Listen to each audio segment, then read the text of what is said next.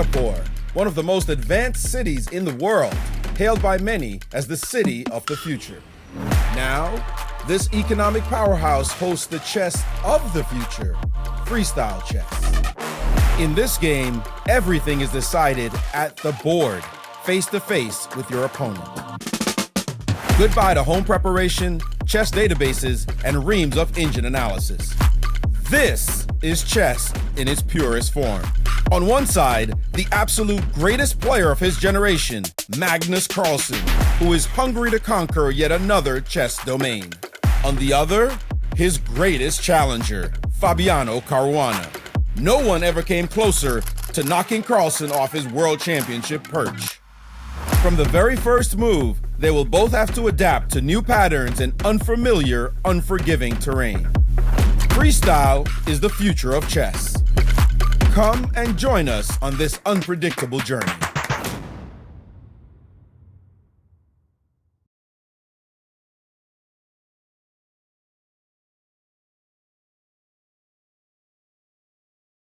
We bring you live action from the iconic city of Singapore, where two best players on the planet are here for chess like you've never seen before. It's sweeping views of the lovely city, and we're going to be swept away by some incredible freestyle chess action that's just about to begin. I'm your host, International Master Tanya Sachdev. Alongside me, the one and only, my good friend, Grandmaster Maurice Ashley. Maurice, how pumped are you for this? This is super exciting. Freestyle chess, just like we have seen before, but now reinvented, upped to a new level. And to have these players playing, I mean, what else would you want in a place like Singapore? And that's world number one, Magnus Carlsen, world number two, Fabiano Caruana. And I want to say, they're in the building, but Maurice, we are not in a building. No, we're in a yacht. I have done a lot of commentary. I've been around chess for decades now. I can say safely, I've never done commentary in a location like this one. A yacht, just sitting in the marina somewhere in Singapore. It's as good as it gets. Yeah. It's as crazy as it gets. I don't know what you're talking about, just a regular day in the office for me. But this is going to be super duper fun. We're actually on a boat and the players are in the yacht with us right now. Now, freestyle chess, it's original, it's fresh, it's absolutely raw. It's chess that you've never seen before. 960 positions. One of them randomly picked up minutes before we start the action. And what sets this apart from the other 960 action that we've seen before is that it's all played out in a classical time control. It's incredible. As a chess player, one of the things that we do is prepare deeply. What is my opponent? What is he like? What kind of variations am I going to try to spring on them? Is there a novelty that I can play? Well, forget about all that, because you see a completely new position. Well, the odds are you've never seen it before. Even if you played freestyle, there are 960 to choose from. You may not even remember that you've seen this position before a year ago. And the players have to look at it, figure out some of the nuances, some of the traps. Maybe there's a hanging pawn somewhere. Maybe there's a smothered mate somewhere. You don't even know what might pop up, and they have to be ready, and they don't have any time to do it. So it really shows who's the more original player, who's the more creative, who's the more flexible, who can freestyle the best. It's freedom of mind. We're on a boat. We're going to be seeing chess, which feels like swimming in the deep end of the ocean. It's going to be a lot of fun. And just a few moments ago, Maurice, we did draw the first position. Now, Magnus and Fabi will be playing a best of two against each other in a classical time control. And they will have two different positions for both these games. And here is our first position for round one.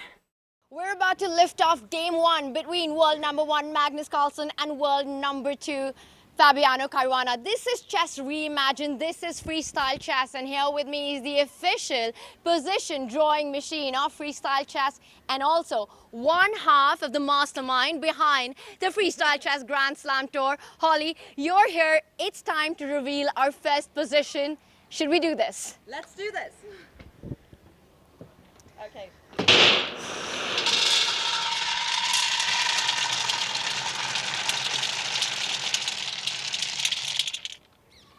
And you're going to pull out one of these 960 balls. It is position 87. That's position 87 for game one. Let's go.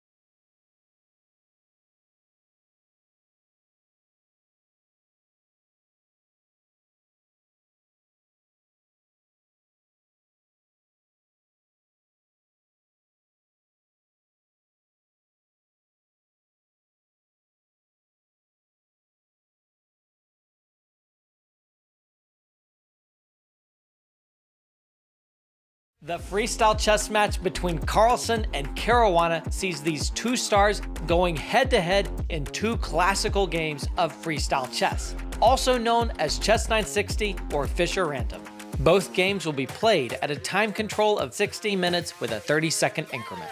From the 960 possible starting positions, 2 will be randomly selected for the competitors, 1 for each game. If the score is tied after both games, the match will go to 2 rapid tiebreak games. 2 fresh positions will be played with a time control of 10 minutes with a 10-second increment. If the match is still tied, we will see the most exciting format in chess, Armageddon. White will get more time on the clock, but must win, as Black will win the match in the event of a draw. White will start with 5 minutes, while each player will submit a bid with the amount of time they are willing to play with to get Black and draw odds.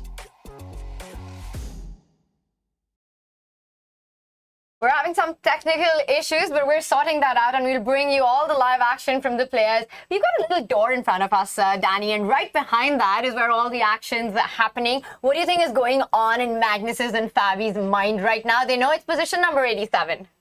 You know, those two are two of the coolest customers in all of chess. You may see a lot of players who get flustered.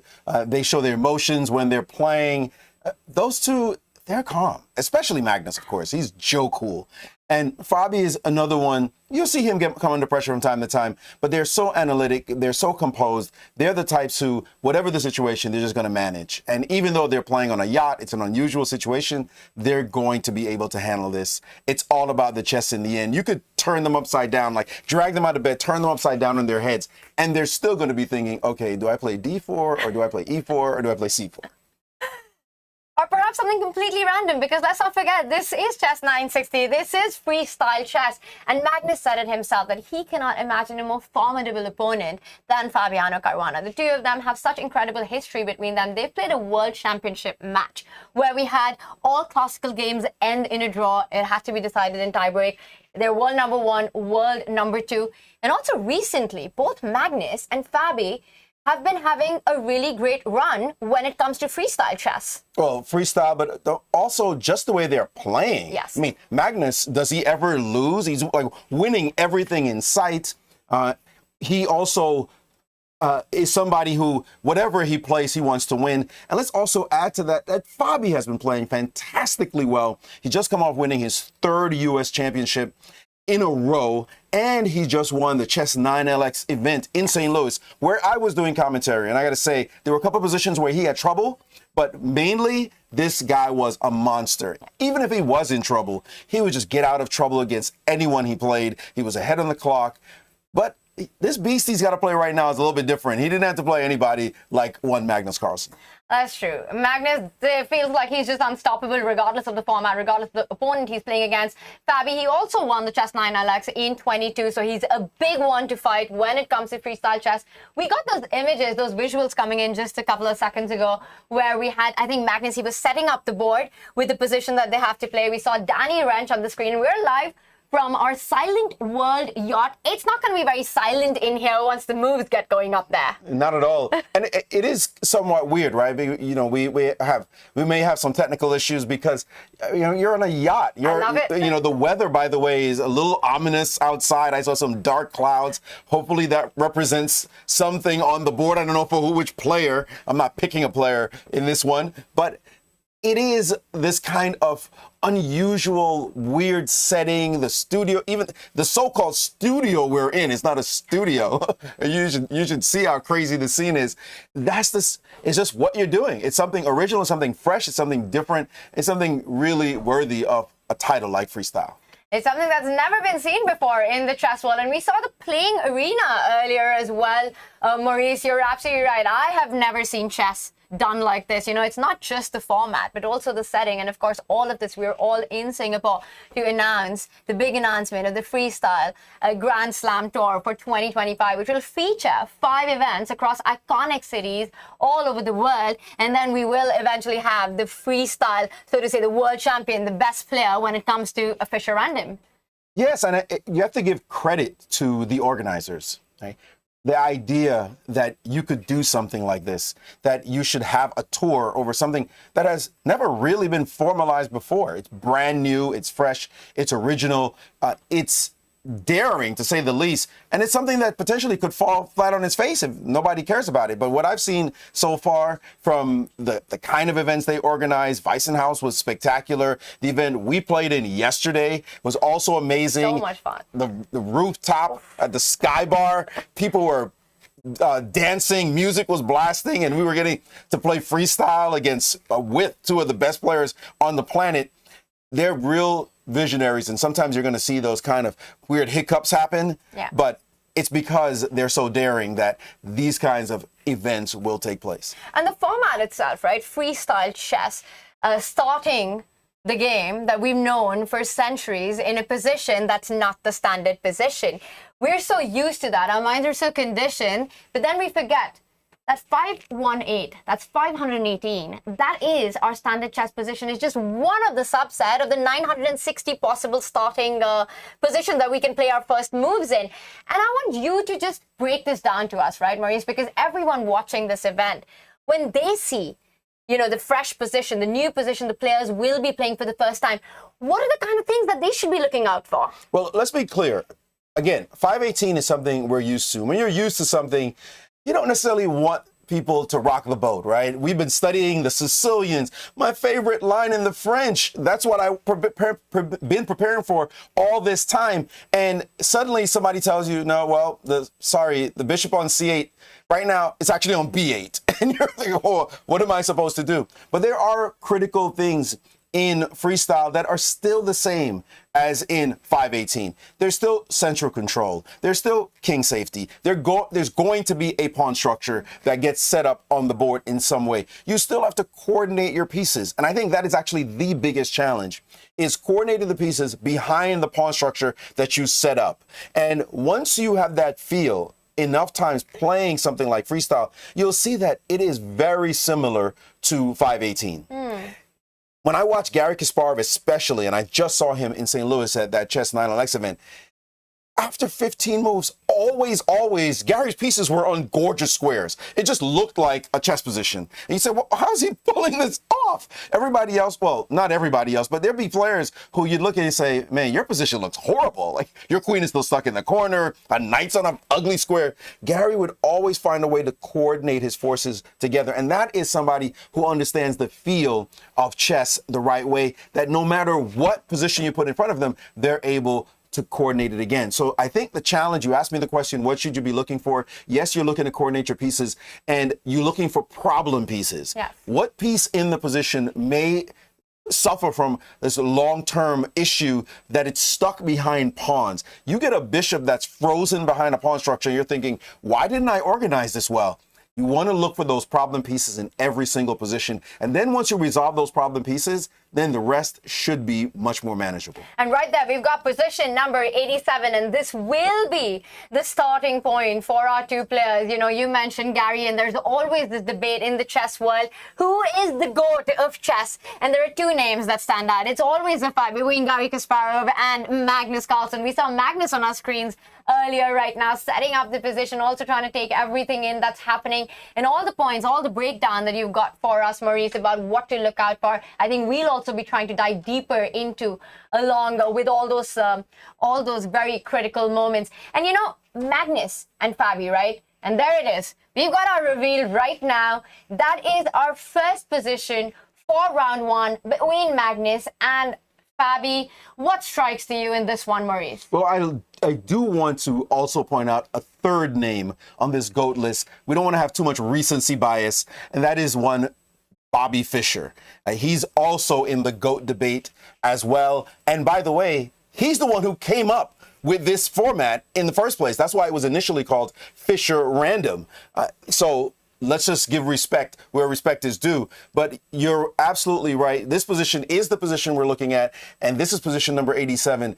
And what do I notice right away? Well, you know you're not supposed to have knights in the corners. That's in regular 518. So in this case, the knight on a1 and the knight on a8, that looks like an issue. The bishop on h1 already fianchettoed, That's just on a sweet diagonal. You can just push your pawn to G3 or to G4. That's not going to be an issue. However, I do spot a weak pawn on A7 and A2.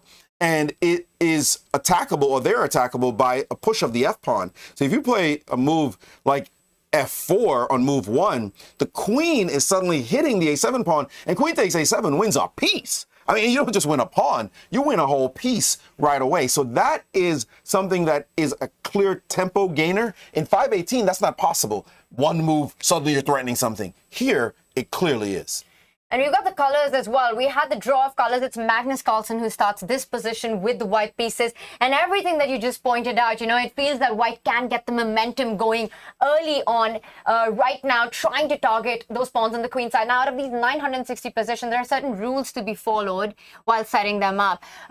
Keeping to Fischer's idea of how it's played, the bishops have to be on opposite colors to create that dynamic. The king needs to be in the middle of two rooks. Castling is still allowed. And apart from that, of course, the pieces are set up randomly, mirroring each other. So all the 960 positions, they follow the same rule, including 518, which is our standard chess position. Absolutely. And again, this point I want to make, if I can, on this board is this move F4 and queen takes with A7 as a major threat. That threat is so potent that I'm sure Fabi, with the black pieces, suddenly is in a little bit of a state of panic. Maybe I'm overstating it, but the idea that suddenly that pawn could come under threat on move 1, right? Again, in 518, there is no such thing. You can't make a move and threaten a pawn. Like, just I make a move and I'm threatening your pawn right away. An unprotected pawn, it just doesn't exist. The F7 square, we know, the 4-move checkmate, all of us know the scholar's mate. Yes, that is something that can happen, but that takes 4 moves to happen. Or if you push a pawn on E5 and I play knight F3, it's because you put the pawn there. But to just be sitting, the pawn just be sitting there and it's hanging on move 1, that is very specific, and I'm sure Magnus is deeply thinking about that. Can I exploit the step that I can take by pushing that pawn, hitting A7, especially since black cannot repeat or replicate the same idea, because after queen A7, then F4, F5, queen A7, that A2 pawn is protected. Now, you know, we know, and I think we should let everybody know, that Fabi's got help at hand here. He's got Wesley So, who's also in the yacht somewhere right now with Fabi, looking and discussing the positions. The players have got about 10 minutes before clock start, time to really take in and decipher things for themselves. But we see Magnus. He's a lone ranger right now. He's thinking and taking in everything by himself. He doesn't need no one right now. He's completely locked in, completely zoned in. And also, Wesley So, with Fabi, Wesley is the first world champion of Fischer Random. So that's pretty cool for Fabi to have that. Seems kind of unfair. I mean, we're talking about the GOAT. Magnus needs no one right now. I mean, go on. Is there Fabi I see Fabi, but I don't see Wesley. Right now. We were told Wesley would be helping him, but maybe they feel it would be unfair. I mean, a 2-on-1 like that just sounds wrong. I mean, it does sound wrong. And Fabi's a pretty lonely man right now, just staring at the board. Also, by the way, neither one of them moving the pieces. When I see this normally, they do move the pieces. When you see them analyzing, for example, like I said, at the event I just came from, the Chess 9LX event in St. Louis, they have a partner, they're moving pieces around. What about this? What about that? What about this?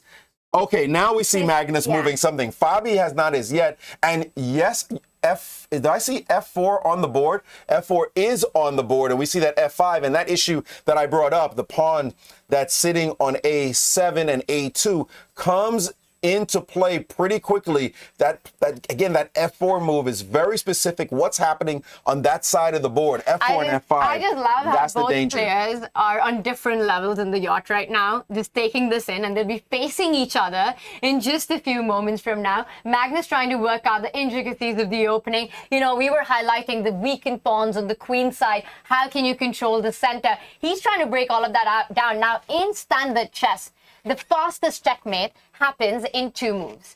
And that's the quickest way to win a game. It's called the fool's mate. The position that we've got right now, position number 87. Maurice, what do you think? Can you see the fastest checkmate on the board? Absolutely. I think that the problem is that C2/C7 square is potentially vulnerable, although it would require some help. I mean, just like fool's mate requires help, that would be a fool's mate itself. And that pawn is vulnerable. At some point, we'll be able to pull that up on the screen so we can see it. But look at that queen, that white queen of Magnus's on the A7 square already. As I mentioned, that is so specific. Once you see a weakness, you home in on it. And there is Magnus thinking, wait a minute, maybe I'm causing some problems here. As you see, that is something that you have to look at every time you look at an original position in freestyle. And I think time's up. You have to look for the specific weakness and see whether or not you could take advantage, especially when you have the white pieces. And there, Magnus is absolutely thinking of putting that bit of pressure on Fabi. And I'm sure Fabi is frantically trying to make sure that he does not get in trouble because of that one threat. Now, I do think it's defensible from what I've seen, but you do have to be careful. And if I can pull up a board at some point, then I'll be able to show it on my screen. But there are problems on that queen side that just make one wonder. Like,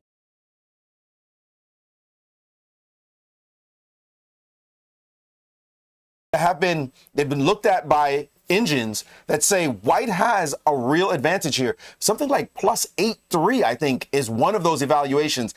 You don't want to land in a position like that when you have black and you only see this position once. You're not going to see it and get it yourself as white. You only see it once, and that could be an issue. But then again, to play perfect engine moves is always a challenge. And time's up for analyzing, and I think Magnus is waiting for his opponent to arrive to get going. You know, I was watching his face while he was playing it out, and I got the feeling that Magnus thinks that there is something in this position where he can fight for that advantage early on. And he said this yesterday as well. When your queen is in the corner, in the starting position, always try to look for ways to activate it immediately. Sorry, look at this. He's moving on the screen from what I'm seeing. He is in control of this position. We're seeing Magnus at the actual game board, and we're seeing his analysis as he's moving on the board. So he's not seeing any evaluations or anything, but he's making this move, and he's saying, and somehow he hasn't replaced the A7 pawn, which I think needs to be put back on the board. But we see here it's missing from the screen. So don't put too much credit in this one. I think he just hasn't placed it properly on the A7 square.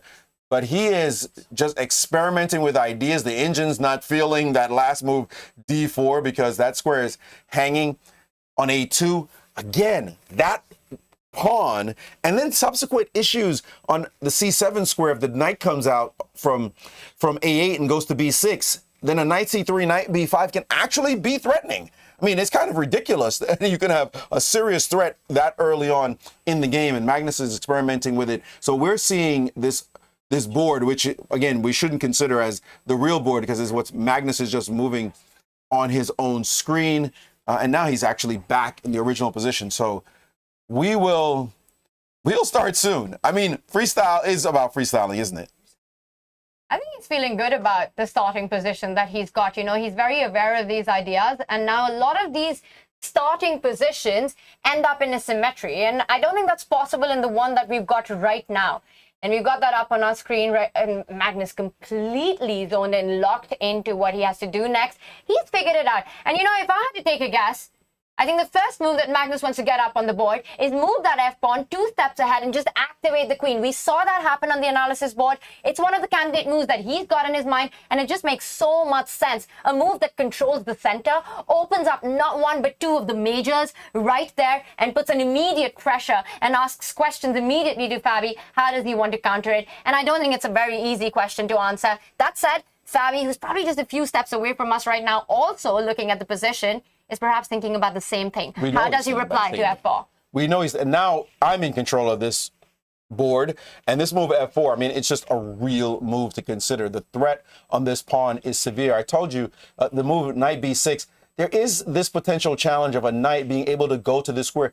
That's mate. I mean, things start to hang very quickly on this side. You could put a lot of pressure. Even the move A4 could happen and challenge the presence of this knight. And so you see Magnus, he is intensely thinking about this. By the way, normally you don't see this face from Magnus. I don't.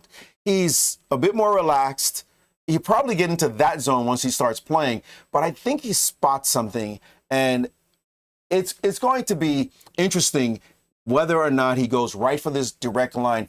I would bet money on the move F4, but what do I know? I mean, these guys are the two best players on the planet, and they'll come up with other ideas as well. He looks intense, but also calm. And we've seen Magnus's heart rate. It never seems to go over 80. So we've got the heart rate monitors as well locked into our players, which will give us more insight. By the way, Fabi has also arrived into the arena, and there we have it. Fabi with a higher heart rate, crossing over 90. Stress levels so far for both these players at low. Magnus, he's always between 70 to 80 whenever I've seen him strapped into that heart rate monitor, regardless of what's going on the board. And I have a feeling that Magnus Carlsen has figured out the way to fight for an advantage early on in this one. The position has all the elements in the making of such an opening sequence. It really does, but he knows who he's going against, and we see them across from each other now for the first time. And he knows Fabi is no joke. And you come at Fabi wrong, he could find the punishment. So Magnus has to be careful. He's not playing a slouch. He's playing a player who took him to the edge in that world championship that they played, could have easily actually won that title, but Magnus did take him down in tiebreaks. And the recent matchup between them actually ended up in Magnus's favor, and Fabi still remembers that. He made mention of the fact that he's still smarting from this match they had in the finals at Weissenhaus. And I believe you were there to call that match.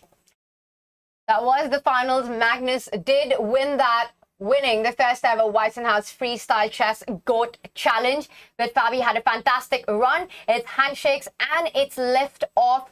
It's a 60-minute game with a 30-second increment.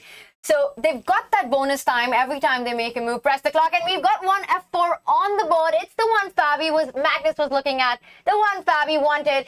It's a threat in one. Queen takes pawn. How does Fabi react to this? Yeah, we guessed this move. As I said, we identified the one weakness. You want the initiative when you have the white pieces. You want to somehow dictate the action. It's like the serve in tennis. If you can get a threat, your opponent has to stop and think about it. And I can't imagine why Fabi is still thinking now, because this should have been the move he was looking at all this time. F4 is the most pressing move. We do see the pawn on A7 under attack immediately. That's a piece, not just a pawn. That's a whole piece you're trying to win, because those knights are unprotected. So there has to be a critical move. Do you play a move like knight to C6? This knight will come out and defend the pawn on A7. So that's one way of handling it. Another way of handling it is also to bring your knight to B6. It is a much more challenging situation you have to think about, because A4 threatens A5 right away. That pawn can go down the board. So that's a secondary move.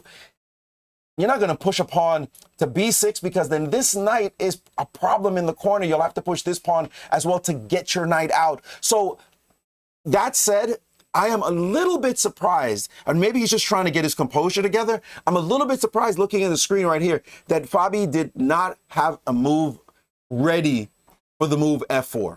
And he knows that this is what Magnus has been looking at all this time as well. So this is a situation for him. He doesn't want to make a bad move. You give Magnus an advantage early, it's lights out. I think that's the biggest problem, that Fabi hasn't responded yet. But it is also a smart thing to do, because the openings are something that the players are not familiar with. This is really the point in the game where you want to be completely sure of your response. And Fabi has decided to develop the knight, blocking that diagonal. The queen was sniping at that A7 pawn on, so the knight comes out. And now, as far as I remember, this is not the move Magnus was checking out after F4. Yes, the challenge with this move, again, is the possibility of the move A4, looking to play the move A5. That is very concrete. And remember, the knight coming out no longer defends the pawn on C7. It was just on A8 defending that pawn. So anytime the knight lands on C3 in one move, it can then threaten knight B5, hitting the A7 pawn, and also threatening a monster, immediate, smothered mate. So this particular question, as Magnus settles in, even if he had looked at the move knight B6 and discarded it because he had a move in mind, he has to now rethink that, because he's saying, wait a second, it's Fabi. I trust him. He's not just going to make some random move, especially since Fabio was thinking for some time before he actually played knight v6. So he's got to be thinking, okay, whatever I thought was good, let me double check that, spend some time in the opening. And that's what you'll find, Tanya, in freestyle. The opening is actually where players play the slowest. In normal 518, everybody's so prepared. You can play 17 moves just like that before. I remember sitting down once. I had Grandmaster Patrick Wolf sitting next to me. I sat down. He was playing Paul Cho, I think it was. And I'm trying to make moves on my board, and they're blitzed out 22 moves. Like that. I'm like, dude, slow down. You have to just marvel at how fast they were playing because of the preparation before they slow down. But in freestyle, it's the exact opposite. The opening is the phase where you actually stop and think and have to work things out and make sure you're not making any mistakes. And this is the reason, right, why Magnus loves this format. One of the reasons why he chose to walk away from the World Championship was, apart from the format of everything, was opening preparation and how deep it goes and how tiring it gets to go through that and the feeling that the game is losing its originality. And here you've got chess for move number 1. Now, I want to talk a little bit about these two players, right? Because freestyle chess is so much about originality and creativity over the board. When we speak of Fabiano Caruana, the two things that immediately come to mind is that he's perhaps the best prepared player on the planet when it comes to opening preparation. It's one of his absolute ace cards. And the other is he's a beast when it comes to calculation, an absolute beast. And of course, a very universal player, but these are really his two striking features. But then yet, he's such a force to reckon with when it comes to a format that completely chucks opening preparation out of the window into the sea right outside our window right now, Maurice. What is it about Fabi that makes him such a strong player when it comes to freestyle chess? Well, you mentioned his ability to calculate.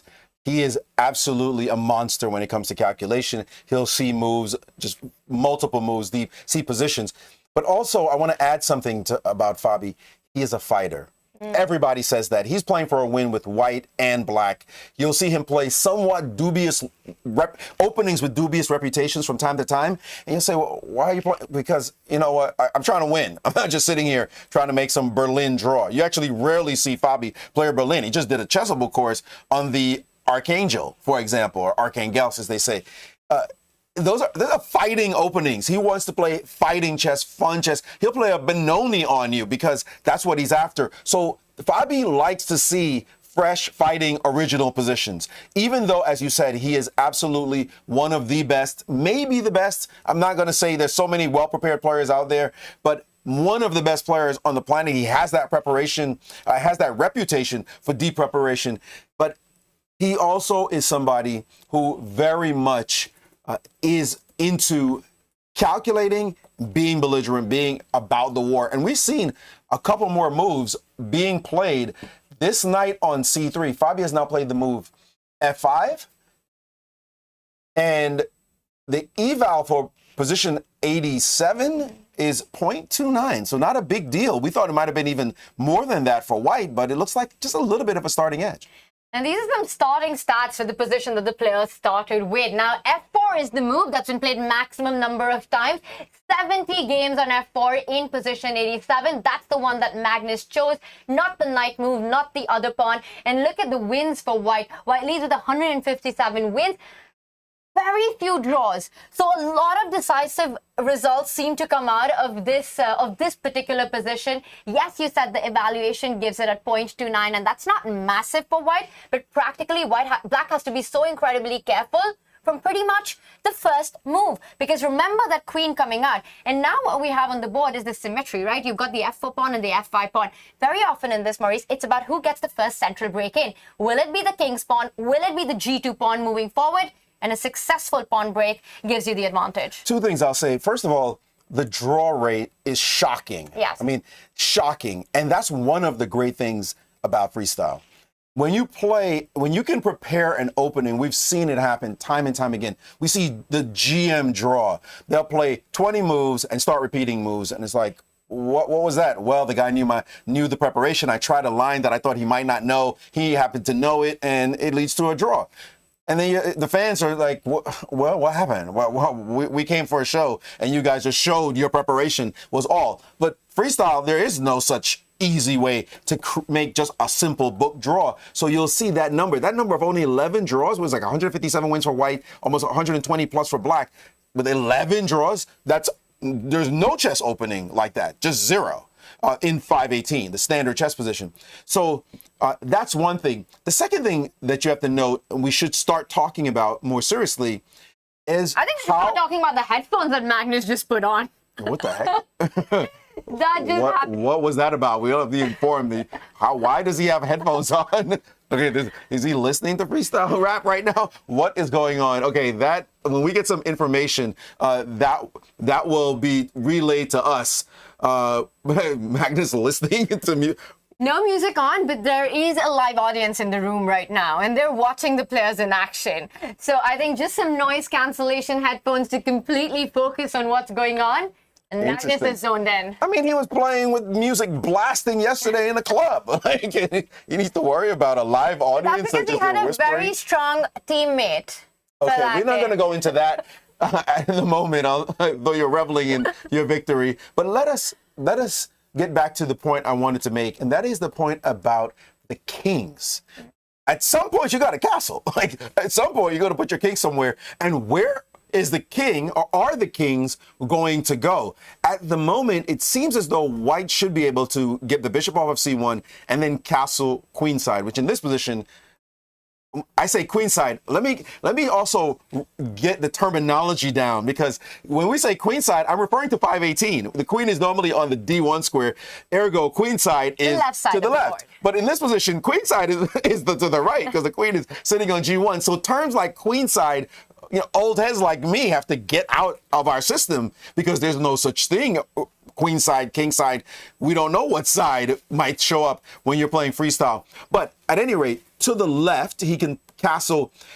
In this situation, once the bishop leaves that square, that c1 square, to wherever, we'd imagine after this pawn moves up in some way, then the bishop will leave, and then this king will castle, and it will resemble normal castling, which means it'll just go over next to the rook on this side. The rook is perfectly placed, will not have to move at all. Kind of a weird thing that you just move your king. It's a king move after all, castling, and here it will be only a king move. That's the fascinating thing about this format, right? Your opening principles are still the same. You want your pieces out. You want to control the center. You want to get your king to safety. You want to do all of that and find this harmony and then go at your opponent. But the starting position is something that you've never seen before. So how do you make all these things happen at once? That's why they're 2,800.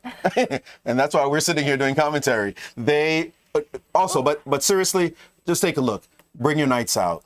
The knights are out. You already see two knights on very good squares. Make sure your bishops have open diagonals. Well, when you push pawns, you are going to block your bishops from time to time. So the F pawn obviously right now is blocking this bishop on c1. But sooner or later, the move g3 will happen. The bishop can go to e3 at some point. So this square will be an axis square for it. And then the king will castle. So it's pretty much still the same thing.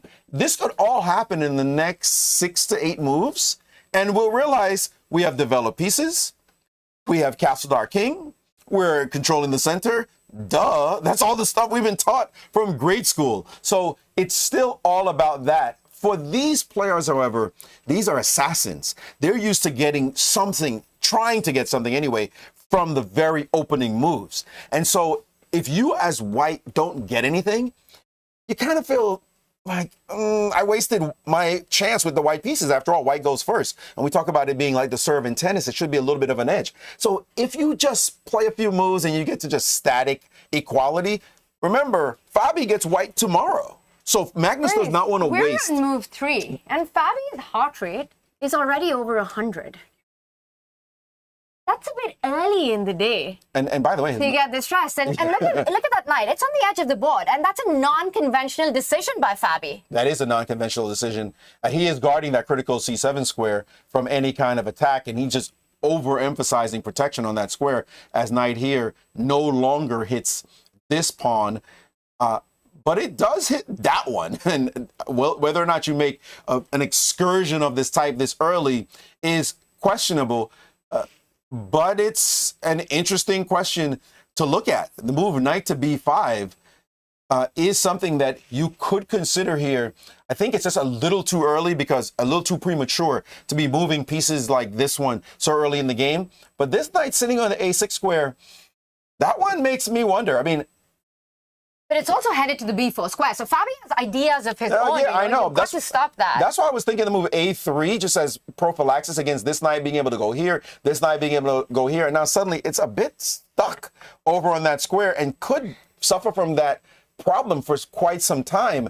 So I got to say, I'm not really a fan. Okay, I'm more classically minded in this way anyway, of putting pieces on odd squares, even if it's to protect decent looking pawns. In this case, the c7 pawn is actually more than a decent one. It could be a heart attack waiting to happen if you let knight c7 happen at some point. But to put it on a6, right about now, this is what happens in freestyle. You make a move that's somewhat anti-classical, anti-positional. Your opponent might try to figure out a way to now normalize everything else about the position except your freaky move. So if Magnus can just play a few normal moves now, that knight on a6 could find itself on a poor circuit. The question is how exactly to do that, but I'm just, let's just keep our eye on that piece and see whether or not Magnus finds a way to highlight its deficiencies sitting on the side of the board where knights normally on the rim are supposed to be. Chances are dim, as they say. Future is looking dim for that knight, but not for too long. Yes, you can take away that attacking square on b4, but Fabi undoubtedly wants to reroute it to the center of the board. He might be looking at pushing that c-pawn one step ahead. Maybe you can highlight that as well, that Fabi doesn't plan to just sit there on that edge of the board and bring that knight closer towards the center. It's so much about capturing these squares. Fabiano Caruana is world number 2. You know, he's the class apart. He's won chess For a reason, we'll say. For about thousands of reasons. For 2,800 reasons. For about 2,800 reasons. He's played a match against the GOAT himself. Hasn't lost a single classical game in that one. So there's a lot to be said about his own plans. And Magnus does take a decision. He's the one who goes towards the center of the board. He's allowing the knight to move forward. What do we make of that? It's a bit provocative of Magnus. It is provocative, and of course, this move, knight b4, for all the beginners out there thinking, ooh, that's a yummy pawn to go grab. Let me go get it right away. But you have to be very careful indeed trying to go with a knight into someone's position, because you may not end up being able to go back home. But I'm intrigued by this. This is a pretty funny line here, by the way. This move, knight b4, if you play the move a3, this is a horrible move, because you think, oh, the knight's trapped. Isn't that sweet? Isn't that wonderful? Until a queen appears from out of nowhere and takes your knight. You think, because there's supposed to be a knight on that square, not a queen. What is the queen doing? And that happens in this format. That's pieces are where they don't belong, and you just forget about them. Sometimes you'll even make a move thinking your opponent can't do something, and then when you look down at the board, you're like, oh, my piece is not on the square it's supposed to be on. So that is definitely not something that Magnus would want to do here. So this move, however, you attack. Okay, we can attack as well. And this is a tempo in white's favor as the knight was guarding this square. So this is problematic for black already. White's not worried about a move like this one at all, because after this move, king to d2, the knight's under attack and black will be hit on the c7 square as well. It's already one of those crazy chess positions to be analyzing. So neither side is going to be making the jump right away. I think, like I said, since Magnus has realized that knight b4 is not a problem, because I was playing a3 to just curtail that nice possibilities. But since he's established that's not a problem, if he can just normalize everything else about the position, that knight could come back to haunt Fabi. And it may not be that big an edge. It may not be the end of the world, but you want everything to be perfect. I mean, when you're a chess player, you're a grandmaster. When you're 2,800, you want all your pieces to be harmonized in the best way possible. And again, that knight on a6 concerns me for the long term. And perfection is exactly what's happened with standard chess, right? With opening theory, with advanced engines, that you know exactly how to respond to each other's move, and then you end up playing chess on move number 25. Here you got a knight on the edge of the board on what, move number 3 already, a position that we haven't seen before. And you know what you pointed out about how the pieces are placed differently, and sometimes it's so easy to miss that. It's resulted in so many quick wins for this player. Fabiano Caruana had his shortest victory in Fisher Random, in Freestyle Chess, in just 13 moves. And I believe, Maurice, you were commentating at that event because there was a chess 9 Alex against Garry Kasparov. He beat him in just 13 moves. And tell me, when does that happen in 518? When does that happen in standard chess? No, it's not. It's not going to happen. These players are not falling into those traps. Again, Fabi is Fabi, but chess is chess. And even though it is freestyle chess, you still have to put your pieces on great squares. And there are things that Magnus will be able to do. The move e4 comes as a very powerful pawn excursion into the middle of the board. That move gains space, also threatens to potentially bury this bishop sitting in the corner. So Fabi will have to be concerned about that. And will he be able to compete for central squares as well? I also make this point, once the bishop goes to e3, this king castles in one move. This pawn pushes, and when you look at the position, what do you say about that? This just looks like a regular, gorgeous chess position for white, right? Like, that's automatic. It wouldn't have taken any amount of time. Matter of fact, I'm just trying to figure out a couple of moves here to play that may be natural. I want to make some reasonable moves for black. Black does not want to play the move d5, or does he want to play the move d5?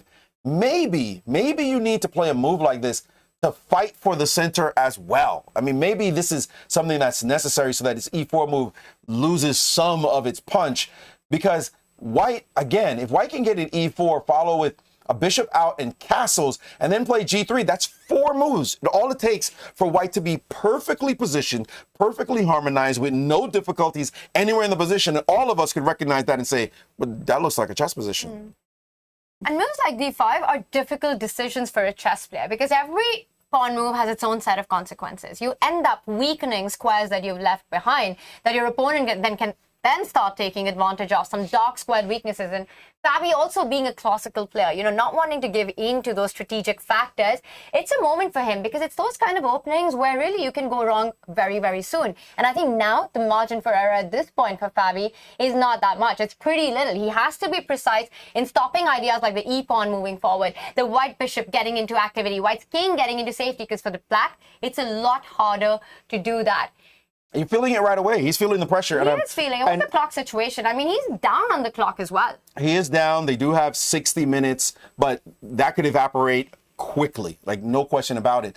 But again, this move d3 by Magnus, that is a clear indicator that he wants to dominate the center. We know about pawn centers. The pawn center, building a pawn center is the beginning of smashing your opponent, sitting on your opponent's face. Like, that is not a pretty picture. That's how you feel when you're playing a game, when if somebody has a pawn center that you can't do anything about. They have all the space, they control the board with pawns, your pieces can't go on any of those squares, and there are no easy breaks. You have to look for some good breaks, but there may be no easy breaks. I will also point out that what's funny about this position, often when you have to develop pieces in chess, you actually have to move them, right? You say develop a piece.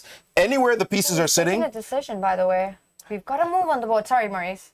He's played c6. So he's ignoring Magnus' threat completely. The knight that we were talking about, he's rerouting it to the center, and the board does not like it. Fabi has gone wrong. You know, Fabi's my boy. Like, Fabi is a friend, but my homie's not looking good right now. I'm going to say it straight up, because this structure with a knight on a6, pawn on c6, this whole construction over here just doesn't look appealing at all. And I'm not feeling this particular position. By the way, the dark squares on that side are also becoming weak. Instead of e4, which still looks like a possibility, I'm looking at the move bishop to e3, and isn't the entire, back to the story about that queen side, He missed it. under threat? Like, bishop e3 looks like a move. And perhaps the move e4 was so much in Fabi's mind that he missed this idea of setting up the battery with the queen and the bishop. I actually don't see a way to counter the attack on the pawn on the left side of the board. Fabi might be about to lose material right now. And this is the point, right? Queen on g1. It's not something that you're used to. You know, understanding how that changes the dynamics. Bishop e3, queen g1, lining up against that knight on b6 is not something you get to see in chess. How easy is it to forget about this? Is Magnus going to find this? Easy to forget. And again, I was trying to make this point about in chess, when we say develop your pieces, it means take them from where they are and put them someplace else better in their original 518 position. Almost no piece in chess is developed from where it stands, right? Like, you have to move your knights into the game, you have to move your bishops into the game, you have to move your queen into the game. However, this bishop, because of the rules of freestyle chess, pieces could be on squares that they're just active right away. This bishop on h1, you just push this pawn somewhere, either 1 or 2 squares, and this bishop is already on a fantastic diagonal. He plays it. It's on the bishop board. e3 is on the board. We can see Fabi's face. Reacted. We can see that he knows c6 weakened. That heartbeat is going up. It should. It was 90. Okay, it's coming down now, but this is the moment for Fabi. He knows something's gone wrong, and I think he spotted bishop e3 immediately after playing c6. I mean, everybody should spot bishop e3 when you see c6 on the board, because every move has a drawback, and c6, you try to mitigate those drawbacks against the benefits of the move. No matter how good a move you play, you have to undefend some square. That's just the way chess is.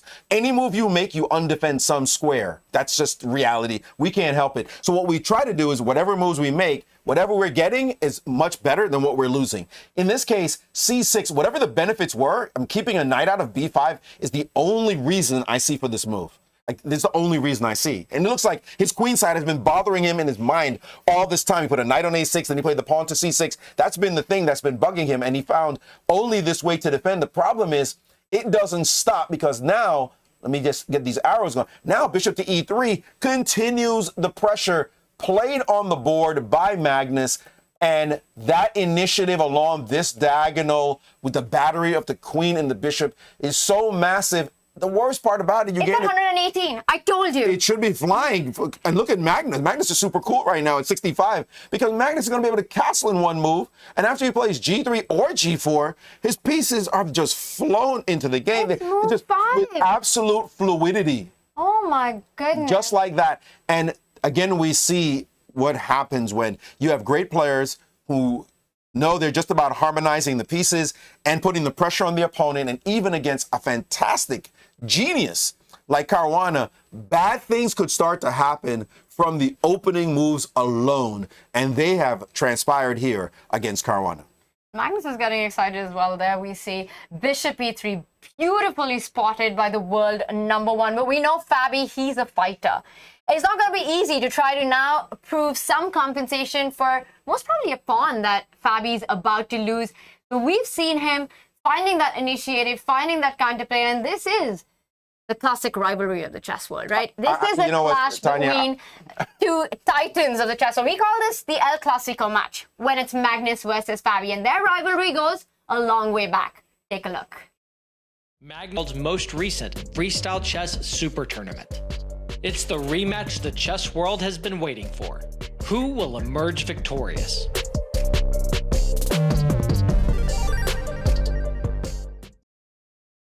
It's a classic rivalry of chess, but right now, already on move #5, Magnus Carlsen with a big advantage. One mistake, one inaccuracy by Fabiano Caruana, and he's in a deep think. But it looks like the kind of think that you could be taking about an hour on the clock, but you're still going to end up worse, because Magnus has set up this battery with the queen and the bishop. Do you see what is Fabi's best chance to fight this out now, Maurice?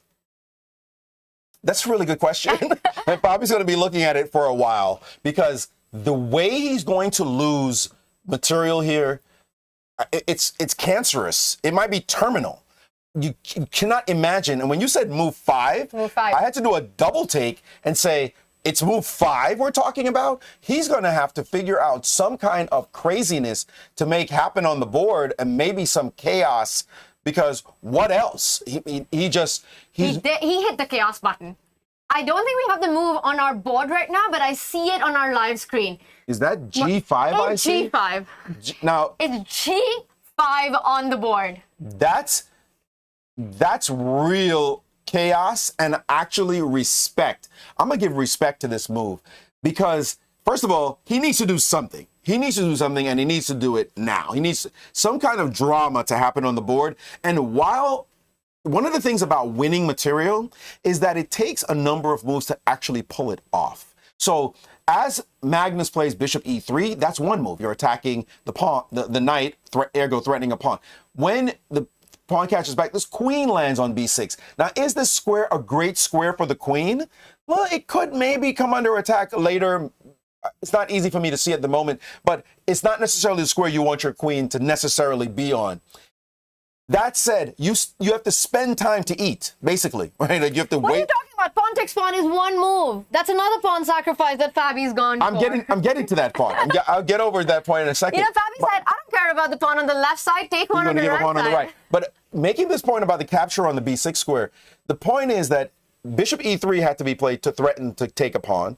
And then you have to go actually take the pawn. That's two moves to go get that pawn. So what do we do? If you're doing that, can we drum up any kind of play, any kind of counterplay, any kind of chaos on the other side of the board? And this is his attempt. Now, is it any good? Looks like a pawn potentially could be taken. But once you do this, you do gambit the center. E5 could land on the board. And let's be greedy. We're going to take a second pawn. It's two pawns, Maurice. I don't see it. And you know what? It's not two Bravery pawns. and desperation are two sides of the same coin. Hold to on. me, G5 is desperate. Hold on. It's not two pawns because now you can play queen takes on g5. So it's still only one pawn and you can no longer castle. So this is a gambit, right? Suddenly, how is white playing the next few moves? If you try to castle this way, well, guess what? We already opened up a file on this side and f4 is also lying in wait. And what is your queen doing over on the b6 square? So this is not at all just grabbing stuff in the position. Taking that pawn, playing the move g5 as we go backwards, it does destabilize the one thing that one outpost that white has in the center, and it's that pawn sitting on f4. And if you just decide to grab and give black the center, I hear you. then we could start, okay, let's ball. And this is an absolutely crucial move. I think it's a fantastic choice. Okay, maybe a desperate choice, but you asked the question and it has been answered. What are you going to do now, Fabi? Like, the guy's going to take one of your pawns. Fabi's like, you want my pawn? Take another one if you want. I'm not afraid. I'm going to show you some counterplay in this position. Yeah. And that is great, fantastic idea coming when I was shaking my head going, this could be over. Move 5 already? And he's like, I got this. Yeah. No, it's very creative, very inventive by Fabi. And as they say, necessity is the mother of all inventions. You know, you land yourself up into this troubled position where suddenly you're about to lose material and you want to create a mess on the board. And G5 was definitely not a move that Magnus was expecting because he's gone into a think right now as well. But all that said, I think Magnus is going to grab one of those two pawns, either first on the right side or on the left side, and Fabi will still have to prove compensation, but it had to be done. You can't just sit and say, take my pawn, come at me. You know, you can't say that to a player like Magnus because damn right he will. Look at the stress levels, though. Remember what was happening before? We had Fabi all the way up over 100, and we were thinking, oh my goodness, this could get worse. We might need a defibrillator in the room because this guy's going to have a heart attack. Guess what? He's calmed down now. He's calmed down a bit, much more than he was. Stress level at low. Like, okay, this move is a real move. And let me say this about Magnus. There are so many things that Magnus does well. It's ridiculous. We can start listing and not stop for a while. But one thing that people know is the way you challenge Magnus is try to bring chaos on the board. You need to do it successfully because he knows how to control a chess position so well. That is one of his greatest strengths as a practitioner. He can just make you look silly, like you had no ideas. It's Karpovian in this respect. But if you can somehow just create some kind of madness, chaos, just create a tornado if possible. That is the one time that I've seen Magnus be a tad uncomfortable. And because what he'll try to do is he'll try to reel the position back down. Instead of just amping it up, you do something like this against somebody like Kasparov, and he'll start thinking, oh, really, you want to come in my house like this? Different attitude. Magnus is more like, just sit there so I can beat you up, okay? You're really not going to have any chances when I'm done. But if you can somehow make a move like G5, sack a pawn, play E5 for compensation, you can somehow turn things around. And I think that this move G5 was super spot on point. And look how Magnus is now giving pause. We were talking about clock times. Now it's Magnus who's starting to think. And Fabi, realizing he was in some trouble, kudos to him to find a move like g5 and mix things up. Yes, you might get a pawn. You won't get two. After the move e5, we see that you're not going to get two pawns by taking twice because this pawn is in danger from that queen. So that means you might get a pawn, but hey, a pawn is just a pawn. I mean, it's if I get compensation, and by the way, you're giving up your bishop as well, so my bishop will someday be a beast on the long diagonal, and your bishop will be off the board. Remember, you put these pawns on light squares, so they're dark square weaknesses in the position. I'm going to play this line once more as we play this out. Takes, takes, and takes. And you can see the Swiss cheese issues, the dark squares in white's position that are weakened, and white will have to be concerned about that as well. Not to mention the center has blown up. Castles is playable? What? I'm starting to like black in this position He for loves the sure. challenge, and now he's about to make his decision, by the way. And I'm just wondering if he's just going to be, you know what, I don't want to give up my bishop. I don't want to allow you to take the center. I just want to keep the tension. And instead, he does go for the pawn. Here we go. What we were looking at, this is about to blow up now. It's party time. It's on Fabi. He immediately responds. It's something that he was calculating. You don't go g5 with no idea what the follow-up is. We've already got e5 on the board. Will Magnus now grab that b6 knight? Or does he keep the bishop on the board? I cannot imagine. imagine. One thing's for sure, Maurice, that Magnus was not expecting g5, and that's been a real spinner in the position. This has changed everything. This has changed everything. And again, he is up a pawn, and his intuition, you talk about pluses, that's one of them. His intuition is off the scale. He made mention of this, in fact, in an interview. He said, intuitively, one of the things that I realize is my intuition tells me the move in 10 seconds. It says, like, every time I stop and think for too long, I usually make some kind of error because I'm sitting there for like 10 minutes, 15, 20 minutes, and I don't trust myself. My intuition usually tells me what to do, even in a classical game, in 10 seconds. And the rest of the time he's spending just checking what he intuitively feels. I'm curious what his intuition tells him right now. Is it grab the knight on b6? I don't think so. And sometimes the thing about intuition is if a position is chaotic enough, intuition sort of speaks to your experience, the kind of thing you've seen before. How should I handle this? I should handle it in a way that I've seen in my memory banks or many games that I've played. But what happens when the position is completely chaotic and you have no moorings, you have no anchors where you go, yeah, you know, this is like the Benko, right? Like, what I'm actually thinking right now. This is like some kind of weird kingside Benko gambit weirdness, or a Blumenfeld gone completely off. I mean, I'm just trying to get some reference points in opening theory so I can even understand what's happening here. But the thing is, your intuition could betray you. And I think right now, it may not even assist you in exactly what to do in a position like this one. Because you said intuition, and I've seen some games of Magnus while I was at Weissenhaus, the Freestyle Chess GOAT Challenge, and I know he wants to keep that G pawn alive. I agree with you. I don't think he's going to go for bishop takes knight. I think first Magnus will try to consolidate on the right side of the board. You know, you've said F takes G. You've said that G pawn on G5. Get that H pawn rolling up. Defend that pawn and then start threatening on the other side of the board. Magnus hates giving activity to his opponent. The top players, they don't care about the quantity of pawns. They care about piece activity. They care about the initiative. He's not going to allow Fabi's queen outside. He's not going to go, you know, take the center, get your pieces going. He's going to make that difficult, Maurice. If I had to predict right now, I think we're going to see that H-pawn move 2 steps ahead. H4 would be my guess. You know, my good buddy, and you know him well, of course, Yasser Siron, when you just said the top players don't care about the number of pawns on the board. Yeah, it's just like, probably looking at you, Tanya, how dare you? You have to come to class. You haven't heard about the Pawn Grubbers Club. The Pawn Grubbers Club, get the pawn and I'm keep not a member of that. In some ways, well, Yasser's sitting there, I'm sure, right now watching going, well, next time you come to St. Louis, I'll make sure you know. Decisions. By the way, it wasn't H4, but it was the G pawn moving up, so he doesn't go pawn grabbing in B6. He plays the move G4. He's provoked Fabi to push that F pawn ahead, and I think we can just G4? It was played. That's a move. Now this is a completely different direction, and it's fascinating what he's doing here. And again, we're talking about stabilizing the position. What he wants to do is fix the fluidity of the pawn mass that is staring him in the face. Right? These two pawns they are, when I say fluid, they have options. You never know what they might do. Or they might even be joined by another pawn on d5. So this could be a problem in the long run for white as these pawns are flowing. So what he wants to do is to make the pawns get fixed.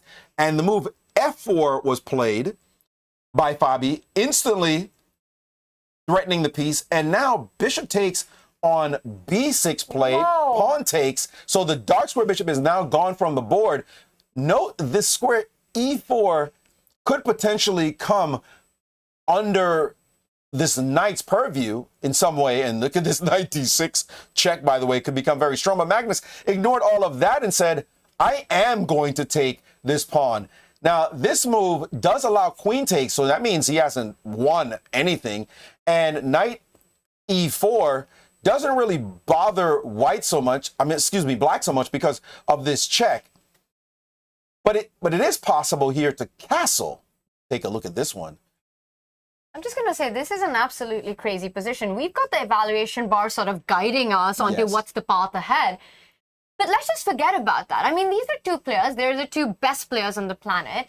You've got this in front of you. You know, the king's in the center, the queen's on one side of the board, the g-pawn's up the board. It's something that's really out of nowhere. It's not, you know, there are no recognizable patterns yet of this. No recognizable patterns from that 5-1-8 from standard positions. You're pointing out these light squares. It's so many dynamics that you have to work out. Yes, the eval bar says equal, but if you're playing with black pieces, you're actually quite worried here. Because your point, sorry, I wanted you to finish your thought, but your point is what you just said. The clue is hidden in what you just said, which you said you're playing with the black pieces. Because frankly, if I have white, I see a lot of things that make sense. Of potential here. Everything, but I mean, it just makes sense, right? The knights are in normal squares. The rooks are in normal squares. Your queen's the bishop is on a normal diagonal. The queen happens to be on an excursion that it normally isn't, but we're not complaining. But you're not complaining. But I'm not complaining about it. It's actually black that you have to look back and say, what are the patterns that black is playing for? That is the point. And so it is definitely unusual from that perspective. And we'll also point out, where is the black king going to hide? Because the pawn shield is up the board. There's a pawn on f4. It's not back on f7. There's no pawn on g7. There's no protection. You can't hide with this pawn formation that you've done with black. There's absolutely nowhere to run. Queen takes pawn on the board, and now Magnus, he's thinking about, does he go all out? Does he put that knight on the center of the board? It's so inviting, Maurice. But then you're giving back your material as well. Knight here, remember this check. I mean, that's a real check to have to consider, but black does have this move, and I'm not a fan of just allowing this sudden check to happen. And then the move d5 could chase the knight out of there, and why did you put your knight in the middle of the board? Now, don't forget, black is actually superior in the center of the board at the moment in terms of the number of pawns, so this is a problem that white we'll have to consider. I also want to point out, when you castle on this side, yes, there are no pawn protections over there anymore, except for this sliver of an h-pawn, but this bishop has no counterpart. This bishop will protect that side as effectively as a pawn, and you will not be able to get through to that king that easily. Yeah, he's thinking. He's trying to understand that. Does he get his king to safety first? Does he jump in with the knight? But what's always amazing about Magnus to watch is how, regardless of the mess, the chaos on the board, the heart rate is just so steady. Joe Cool. The guy just never gets stressed about the position. And that's what sets him apart. You know, it could be absolute blood on the board, a complete dogfight like we're seeing right now. You know, white, does he castle? Does he go 94? Does he allow black to give a check? Allow black to capture a pawn? So many decisions. But the guy's at 71. Yeah, I'm impressed. It's epic. That kind of cool is absolutely epic. You should get like military folks and you know and emergency responders to take some lessons from him, because somehow he's just always cool, calm, and collected. That said, this position is crazy. It's this position nuts. We could see from the eval bar, in fact, that white's edge is only slight. When the white's edge is only slight and white is currently up a pawn, that means the engine is saying black has compensation. Black has some real compensation. Otherwise, the engine would say the eval bar would be more than that and be like, we're just up a pawn. What are you doing? the eval bar is saying, yo, upper pawn, what? I don't know. Dude has the center. This pawn, when it lands on d5, is going to be a problem. There's threats to this. Even if you protect it with a move like bishop to f3, for example, there is the move d5 to at least consider, which... What would you say about this pawn formation? Do you see this one every day? You open a chess manual? The answer is no. You don't ever see this pawn formation, and Magnus will have to consider it when he thinks about his very next move. Also, by the way, don't forget, black is ready to castle. Black's king will be out of the center. So if I play, let's say I castle in this position, and let's say you castle, and then I go for the move d5. Hey, Maurice, by the way, Magnus has made his decision. He does something that wasn't even on our radar. It's just out of the blue. He puts his own knight at the edge of the board, and I see your reaction there. Unbelievable stuff. Knight to a5. We were not even considering. You asked me to guess 5 moves in the position. That will not make the list. I see the threat. Yes, b7's weak. But what on earth is going on? He's allowing a check on h4. He's allowing that g4 pawn hanging. Black can still go shot castle. Impressed, or how impressed are we with this one? I mean... my first immediate intuition is this can't be it. That's not a move. And now that we actually have the eval bar as well, it's saying the advantage that he had is now gone, and it is black who's actually ahead. So the eval bar is helping to confirm our intuition, because I'm a guy, I'm ready to sack stuff in order to get compensation. So it's a good thing that move wasn't in our top 5 radar moves. Yes, absolutely. I'm not trying to just move a piece I've already developed. By the way, Fabi's definitely more chill than he was 2 moves ago. I mean, why would you... I'm trying to understand, but it's Magnus. So I'm trying to understand the strategic implications behind knight a5. Is it just pure greed? Like, you just want to take on b7? My bishop on c8 sucks. Like, if I have to give you that piece, you want to take knight b7 and let me take, I'm happy to do that. Like, please, just, make it happen. You can do whatever you like. By the way, castle's played now, and let's just go down this little rabbit hole for a second. Takes. Okay, you are threatening my knight, but this knight could move. Is c5 not a move? I mean, c5 to potentially e6 to d4 could be a thing. By the way, now if you castle in this direction, there are files opening up. There's a diagonal straight towards your king. You don't have a dark squared bishop anymore to use to protect that side. And I'm not even using the queen h4 check that happens to be sitting there at any point in time. Like, that could also be a disruptor. Why would Magnus start chasing pawns in a position like this? I am shocked to see a move like knight a5 land on the board, and this shock has been confirmed by the engine that this was not necessarily a great move to play.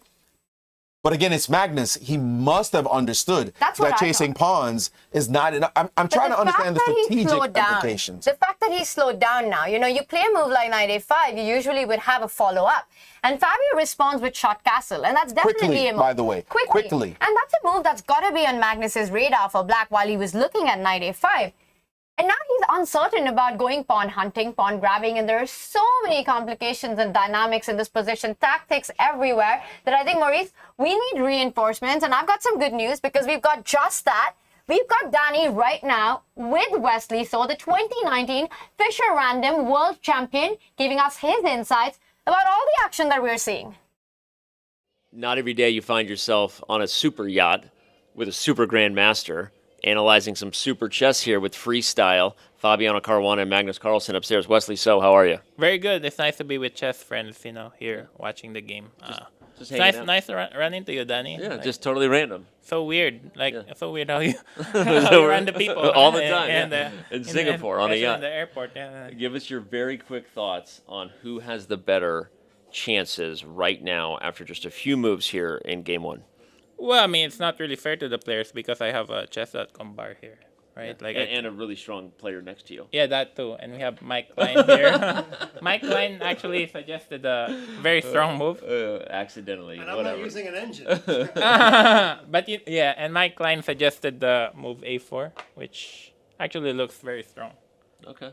So you like where Magnus is at right now, off to a decent start. Well, as I said, I have a bar, so it's not really fair to them. But bar seems to give a pretty significant advantage for white. And it's funny because it seems Fabiano played all the most natural moves.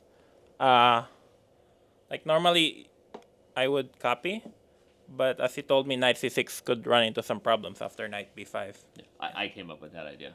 Yeah, That was my idea. of that. Yeah, you have many good ideas. Thank you. Put that on camera too. All right. Yeah, so I mean, it's hard to see where black could have improved because like f5 was natural, knight b6 is natural. Just white has the extra tempo. I thought maybe g6 could be interesting, but black always has to watch out for knight b5 and have to calculate these things, like queen c4. Maybe there's queen c5, but Crazy talk. yeah, these pawns are always vulnerable. So Fabiano likes unpromising play. He always likes to muddy things a little bit. But this knight here is quite poorly placed at the moment.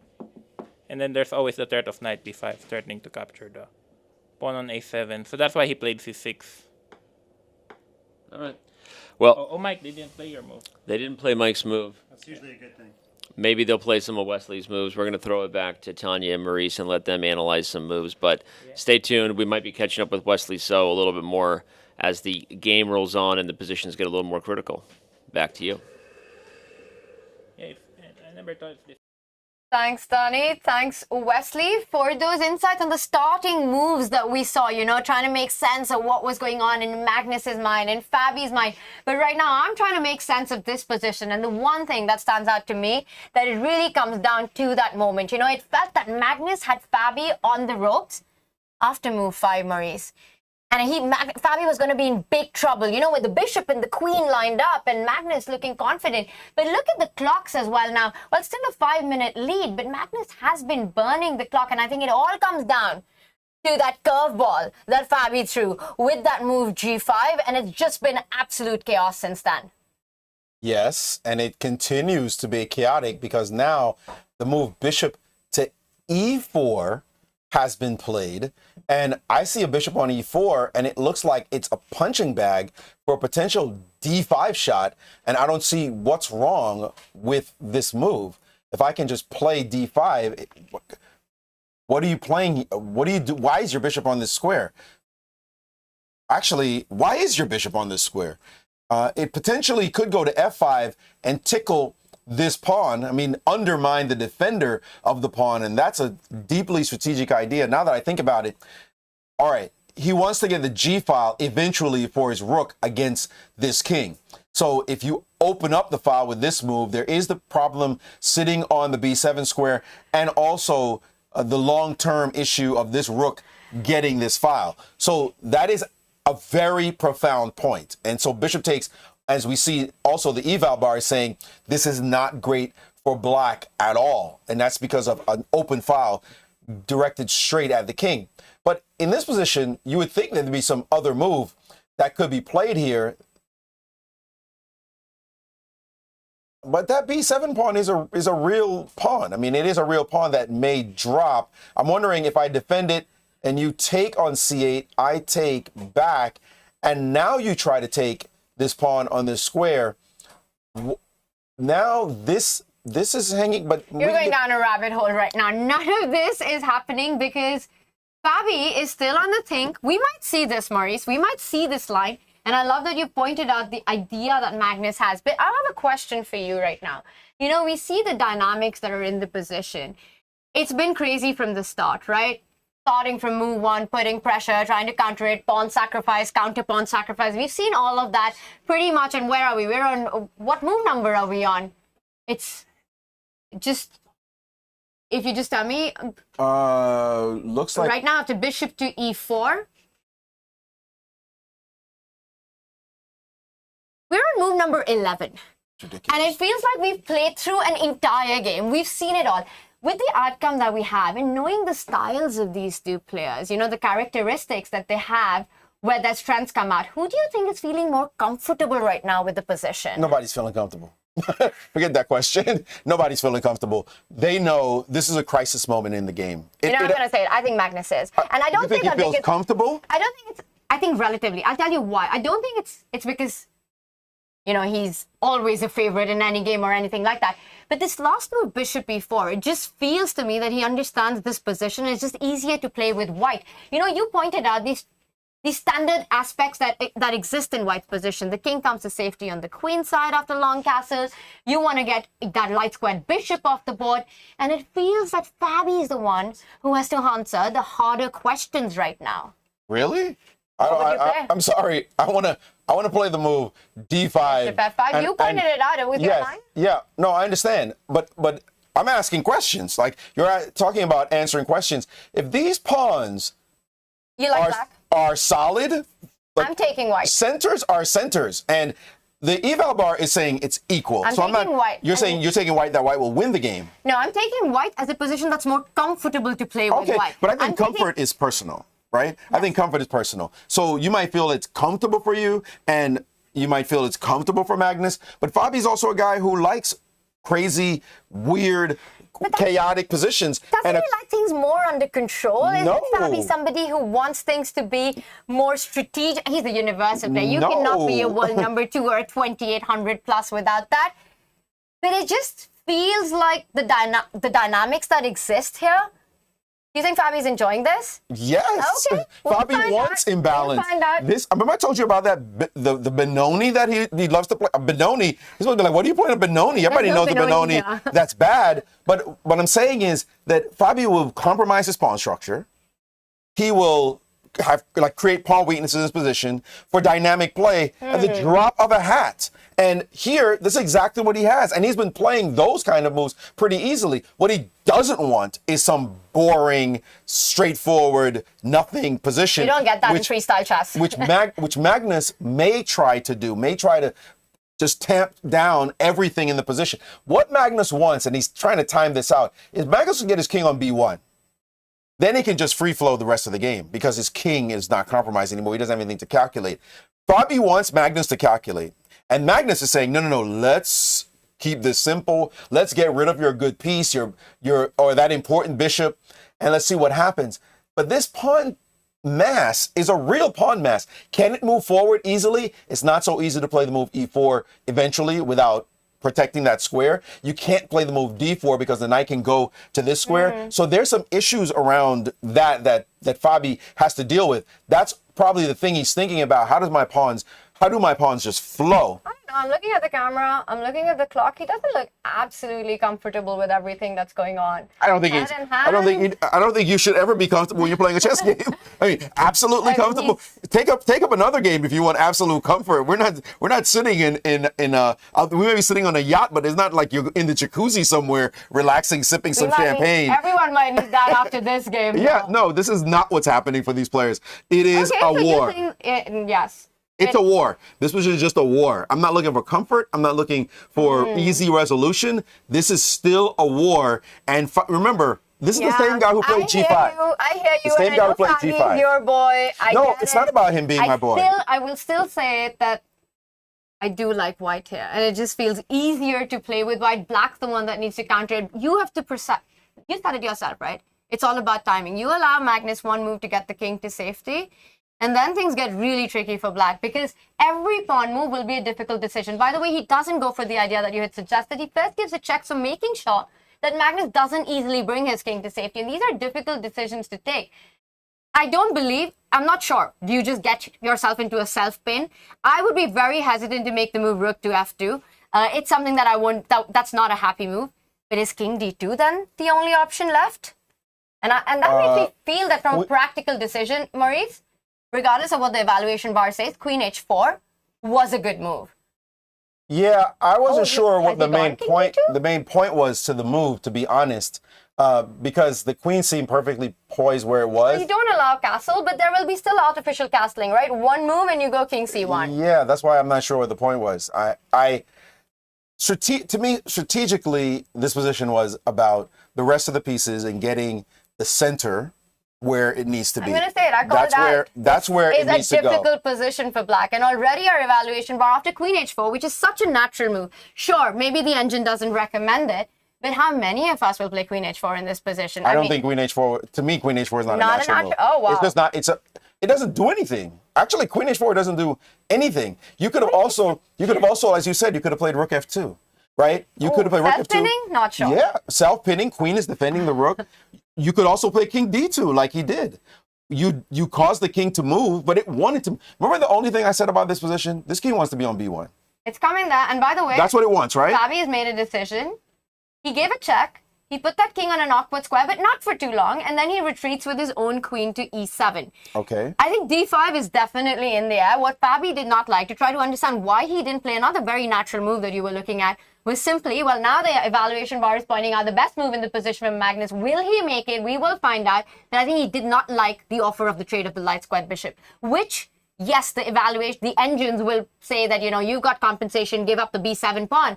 But as a human, it's a very hard decision to take. And Magnus has taken it because he's not human. Has he got? It's And on he's the played board. more bishop f5. Chess is from another planet sometimes. Again, and it's a fantastic move. The move queen h4 was not on my radar. I saw it was over there. It was fluff. You know what we say in chess, monkey see check, monkey do check. I'm not calling Fabi any names, but I'm going to tell you straight up, this move was not a check. This is what I tell my students. I was like, listen, just because you have a check, you don't have to cash it right away. And True. unless you have a concrete, profound reason, he must have thought something in his mind, the discomfort of the king, the self-pin, that made him want to play this particular move. And he's acting like nothing's going on because he just responded instantly with the move knight to c5. But now the engine is starting to feel itself and say we can disrupt that as well. And with the Magnus Carlsen has knight to only e4. one move. You're pointing out the move, but Maurice, it's the only move in the position that gives him an advantage. So it's a very critical moment for Magnus. He needs to find this one to keep the momentum in his favor. I also want to bring us to a little psychological aspect of what we've been seeing being played out, right?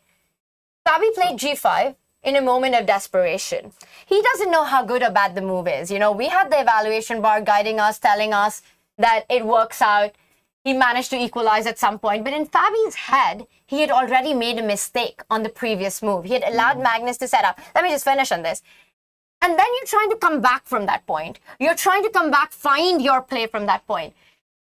And that's not an easy thing to do, because when you go wrong on move 5, to adjust and adapt to that, right now, Fabi doesn't know the evaluation bar. He doesn't know what the position is. And he might be thinking that, have I already gone so wrong that there might not be a point of return? And making a move like queen h4, queen e7, you're on the defense then from a very early part of the game. And that's not an easy situation to be in.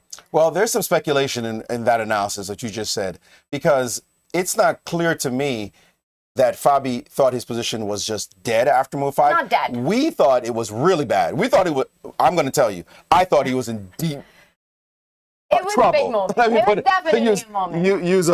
Use a PG word. But that was not a good thing. But at some point we did see him relax. We did see the heart rate go down. We saw that he felt like he got compensation after his g5 move, and we could see that Magnus was not as clear in the position. Fabi looked like he relaxed. And I think that may be an issue that has happened. So what do you that think maybe is he like that relaxed. right now? Maybe he relaxed too much. Maybe he felt like, yeah, I got comp. I'm not in the same kind of danger I was anymore. I could see compensation here. And then he just made one little too relaxed move. The move queen h4 really falls in that category to me. Queen h4 check. Because strategically, you wanted to do other things. The move d5 calls itself to mind immediately as a move. It seemed like he had what he needed. And right now, maybe he still thinks he's just perfectly fine. The b7 pawn is protected. He does? I'm saying maybe he does, but to me, I'm surprised that he took this How route. does Magnus just do this every time? It's the only move to keep an advantage, and he finds it, barely burning the clock. And once again, Maurice, how many of us would just make a hand move like king to c1? Get that king back. You wanted to get to safety. You wanted to get a castle, but not Magnus. He recognizes a critical moment when he sees one. He knows he can't give Fabi the time to play d5 next, now that the b pawn is defended, and immediately jumps in to trade that key defender that Fabi's managed to get on the board. Knight e4 by Magnus. It's an impressive move, but it was a necessary one because d5 is the next move. Like, this is all-star prophylaxis, Karpovian, Petrosian type chess. You don't want players to just play moves that they want to play, and d5 was coming on the board. And if d5 happens, then that changes the nature of this position dramatically. So this move challenges that. That move says, okay, you want to play d5, it ain't gonna be so easy, buddy. You know, let's get rid of a good piece. And the most important thing about the d5 move not happening is this bishop on h8. Like, this bishop was thinking about his potential to breathe along the long diagonal at some point. And so you want to be able to play d5. There's no question about that. And Fabi has now played the move knight to e6. And he, again, I don't know how desperate he is in this position or his sense of desperation, because he has now managed to maneuver his knight. We talked about this maneuver before. He's now managed to maneuver his knight with the eye on the d4 square. And if he gets a d4, then he does challenge the bishop on f5 directly. And he will have shots like d5 against this knight. He is making sure that this bishop finds its life. It's the imbalance in the position, as Jeremy said, the late, great Jeremy Silman would talk about, great teacher, great books he's written. Talk about the imbalances. An imbalance for black is this piece that white does not have. If this piece gets unleashed on the position, it could be a real problem for white. So white is going to always seek to control the board so that this piece doesn't have life. Naturally, if you had taken on this square, let me go back. If this knight had taken on this square, you could easily find yourself burying this bishop. But let's say, for example, a move like pawn takes could be played, right? Now this bishop, what kind of life are you ever going to have? It just looks like an ugly piece. You'll have to reroute. You kind of stuck your bishop on that square. So backing up, Fabi says, no, my friend. I want to keep the fluidity of the structure. I want to keep the threat of d5. I want to be able to play knight d4. This position, he doesn't know if he's worse, if he's desperate. All he knows is he's keeping the flow in the game. And that's really what he should be thinking about. Not, am I losing? Am I winning? And all that. Play each move. Tell my students, the move in front of you. That's all you can think about. Now that that knight from a6 has arrived to the center of the board, is Magnus the one who's feeling a bit of pressure? Because yes, you can grab another pawn, but then you give a lot of open files to your opponent to get to the counterattack. Right now, Fabi has a direct threat, and Magnus, he's a bit shifty. He's trying to work it all out, and not easy, because it's so much about momentum and time. It's not the kind of position that you can make slow moves in. So Magnus this time with some questions to answer, and he does take a big decision. He says, I'm not allowing that knight anywhere further into the game, and trades. And I'm going to be honest, I thought we were on a yacht. This is going to be a really fun, chill game that the two are going to play out. And none of that happened. I mean, this is not an everyday office space, and this is not an everyday kind of chess that we're seeing, or a position that we're seeing. So now Fabi with a decision. Does he take with the queen or the pawn? He's already made it. He says, I'm going to keep my structure intact. I want that d pawn moving forward. I'm going to grab that with the queen, eyeing the a2 pawn, and some positions eyeing the g pawn as well. Taking with the pawn would have been a disaster position. It's not what you want. A disaster, because you take, and then this knight is just a beast. You can never get rid of it. Neither one of your bishops could possibly oppose such a piece. Your bishop on h8 has absolutely no prospects to get into the game. This is a gorgeous square. All you beginners out there, don't let outposts like this happen to you, because white will just sit back and laugh in such a position. But taking with the queen will allow you to challenge this outpost. d5 will be able to happen in due time. And so here, the taking with the queen is clearly the main decision to make. Now, I am surprised by the move bishop takes f5, but I get that Magnus did not want knight d4 to happen. So he's kind of simplifying, and we're seeing a lot of moves get played. Did we just see it captures on b7? Looks like a double capture. I just want to make sure this is the right position, because it does look like takes, and takes was played. And if that is the case, then that whole demonstration by Fabi may not have led anywhere, because, well, there is potential compensation sitting here, but there's some stability. What has happened now is the position has simplified itself. It has dramatically simplified itself. All the chaos that black could have had, Magnus has simply taken most of the poison out of black's attack. Well, it's 2 extra pawns right now for Magnus. It might just be 1 by the end of it, but a lot of trades have happened. Fabi, how will he counter it? That's the big question. And while he thinks we're in this amazing setting, this is something that's never been seen in the chess world before. We are playing a chess game, a freestyle chess game between the 2 strongest players on the planet, the world number 1 and the world number 2, on a yacht. And just earlier today, we had Danny Wrench with Holly Butner, one half the mastermind behind the Freestyle Chess Grand Slam Tour, to talk to us. What are we doing here? What's going on? And everything that's to look forward to in the coming year. Here we are with Holly Butner, co-founder of the Freestyle Chess movement. Holly, you look amazing. Thank you. This boat is amazing. How did we get here? So it's actually kind of a long story. We wanted to showcase Singapore. We wanted to have different matches in sexy, more different locations than anyone has ever done before.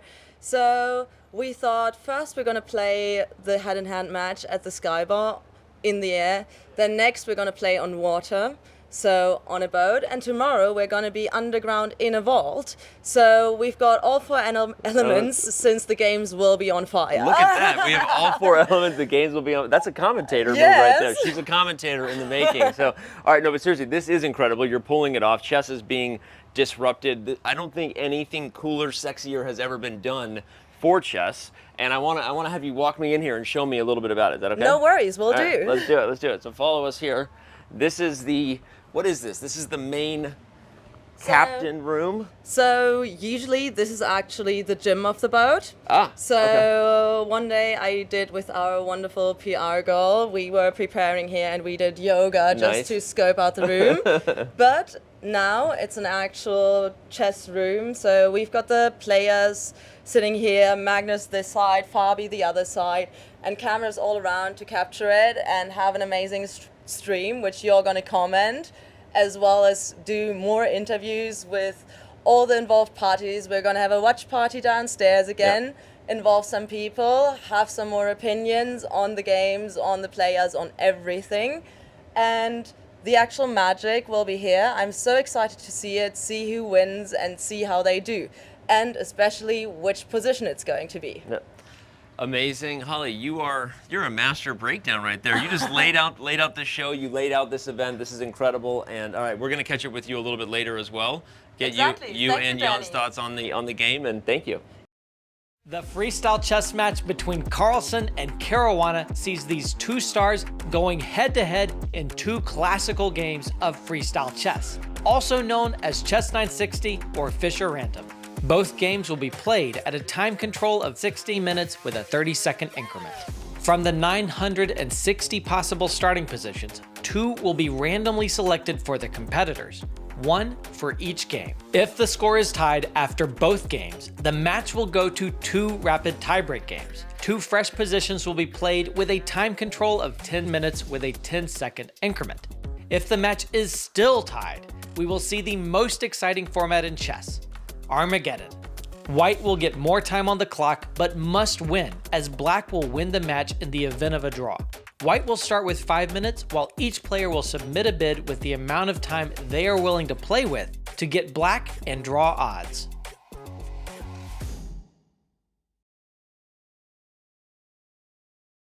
And Fabiano Caruana is still having a think, and we're having an awesome time here on a boat watching these 2 greats in action. And what a position we have, and what a start we've had to this match, Maurice. You know, we had this incredible position, and Magnus going at it, Fabi with that counter blow of G5, and right now it's still absolute madness on the board, I want to say. Despite having those 2 extra pawns, it's clear that Fabi's rooks, they're chasing the queens down. It's a game for all 3 results, with draw being the least likely. I would agree with that. Remember, we saw that number of draws, 157 wins for White, 120 plus for Black, and only 11 draws that were played on chess.com's site in this exact position. And we're seeing that kind of style happen here. It was 125. There goes the number. That is the kind of thing that happens often in freestyle, and it's just not a distribution that you normally see in 518. Because 518 has been played so much and worked out, any position, by the way, would end up as played out as 518 is right now.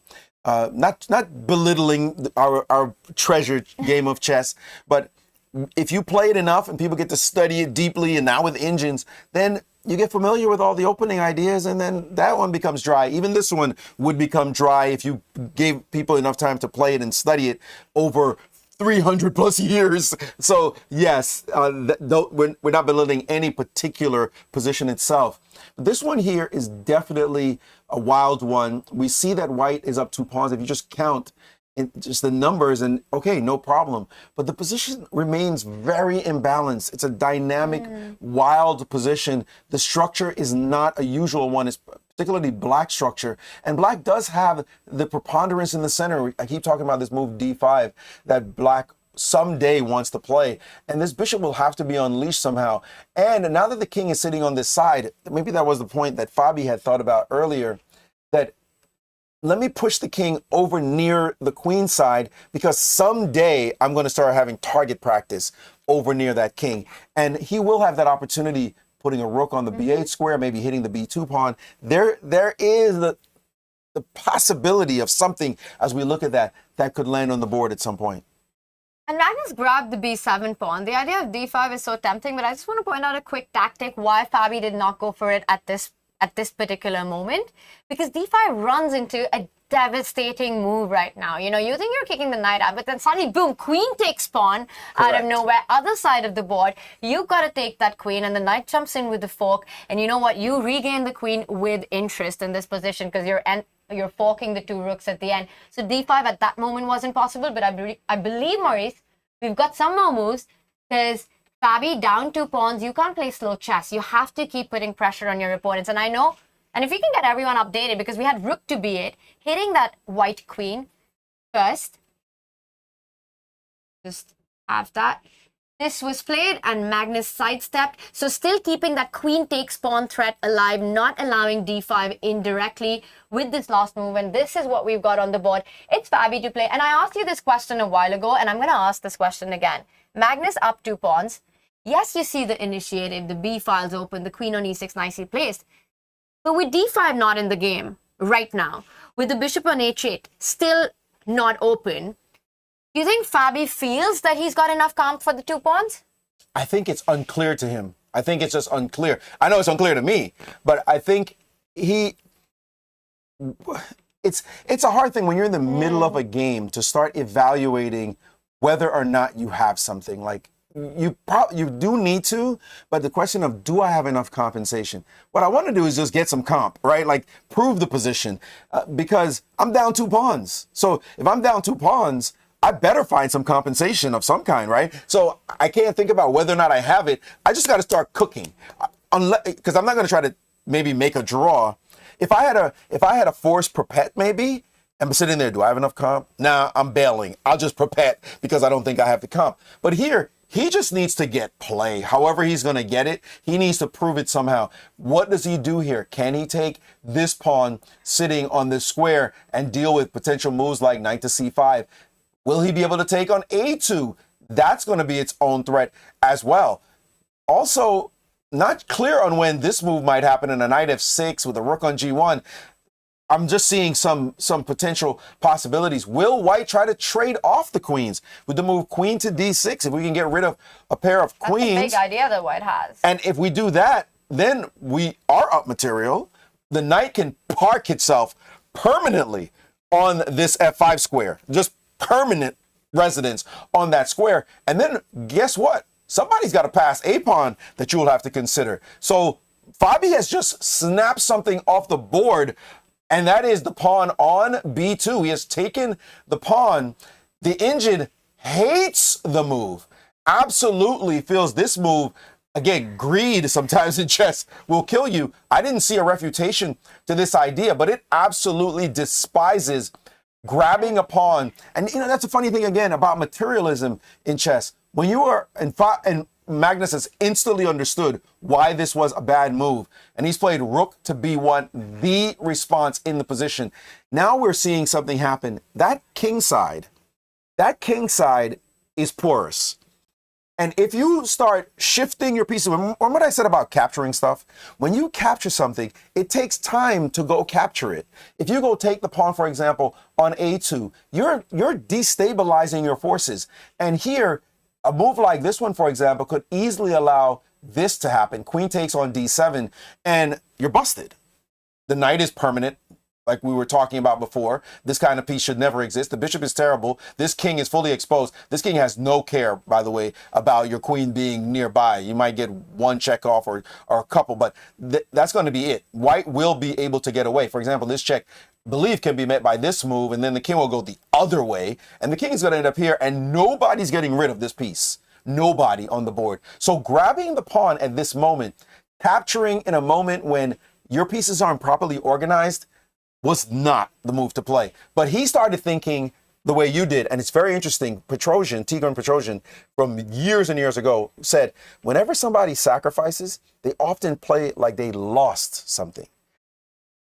Sometimes that's what happens to you. And I think that's what happened to Fabi. He's down the 2 pawns, but the I engine just think it's a very difficult position for a human to play out. And I think rook takes pawn, coming back to that point, is again a very natural approach. Yes, it's not a correct move, but trying to understand why it's not a correct move, you know, when you're sitting on the board and you're playing the position out, a position where the most natural looking moves are the ones which make the evaluation bar shift is when you realize how difficult a position it is, even for the greatest, some of the greatest players in the world to play out. So I don't think you can be so critical about this rook takes pawn, because down 2 pawns, you know, you see d5 isn't coming here, which is the move that everyone wants to make.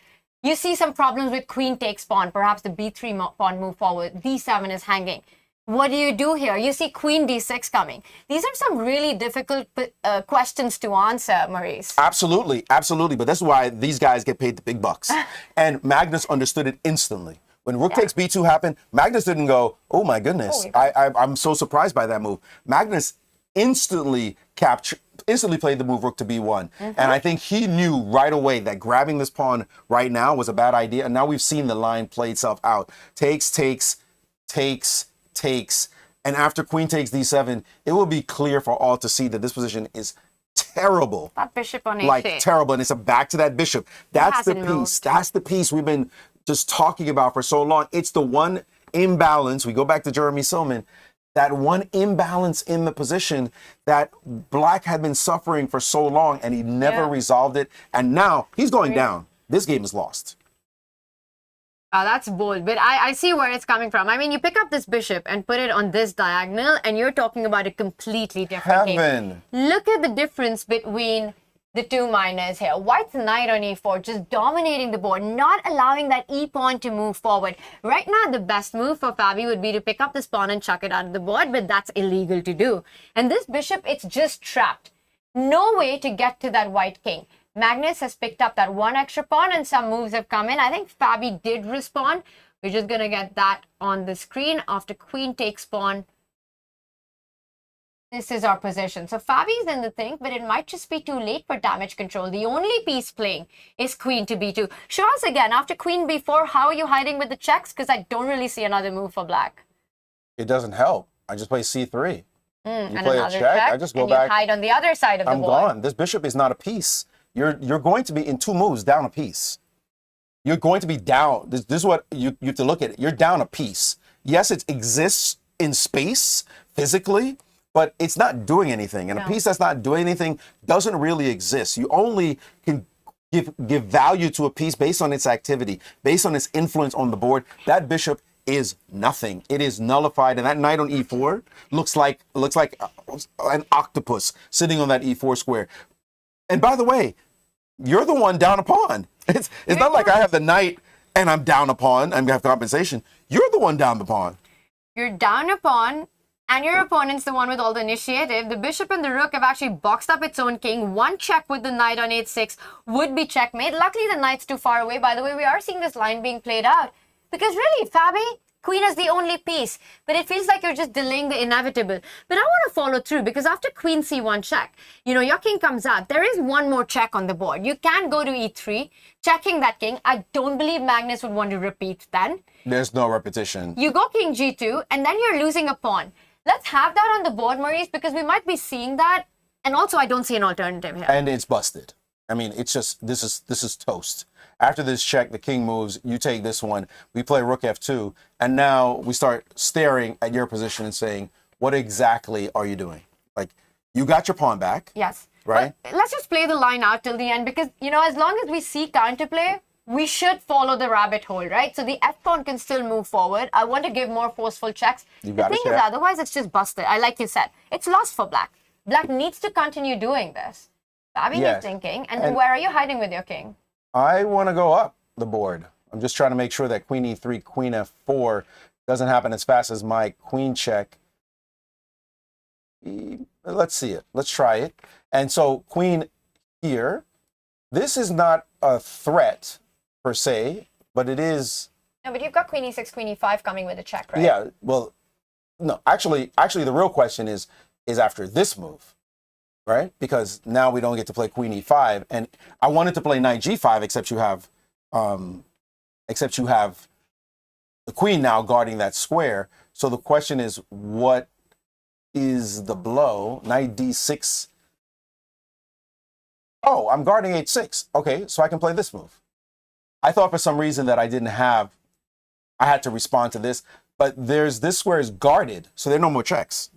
So you're just going to drop the rook now, the exchange, and that's going to be all she wrote. And this is the position running And out. I think this is the position that's running in their minds as well right now. You know, they're trying to work this out because if we look at the live board, that's the bottom right on our screen, Fabi's pieces are struggling to find play. You know, you were already looking for, again, desperate ideas in this position. Should I push the f-pawn? Can that create some kind of a mess? Do I go in for these checks? He's trying to calculate this line, but it looks like the only person having fun at the end of it is Magnus Carlsen. May I say, if we go way, way back, and then we go way, way back, and we go way, I mean, we're going a long way back. That, by the way, capturing on that square, that right here is where the trouble all started.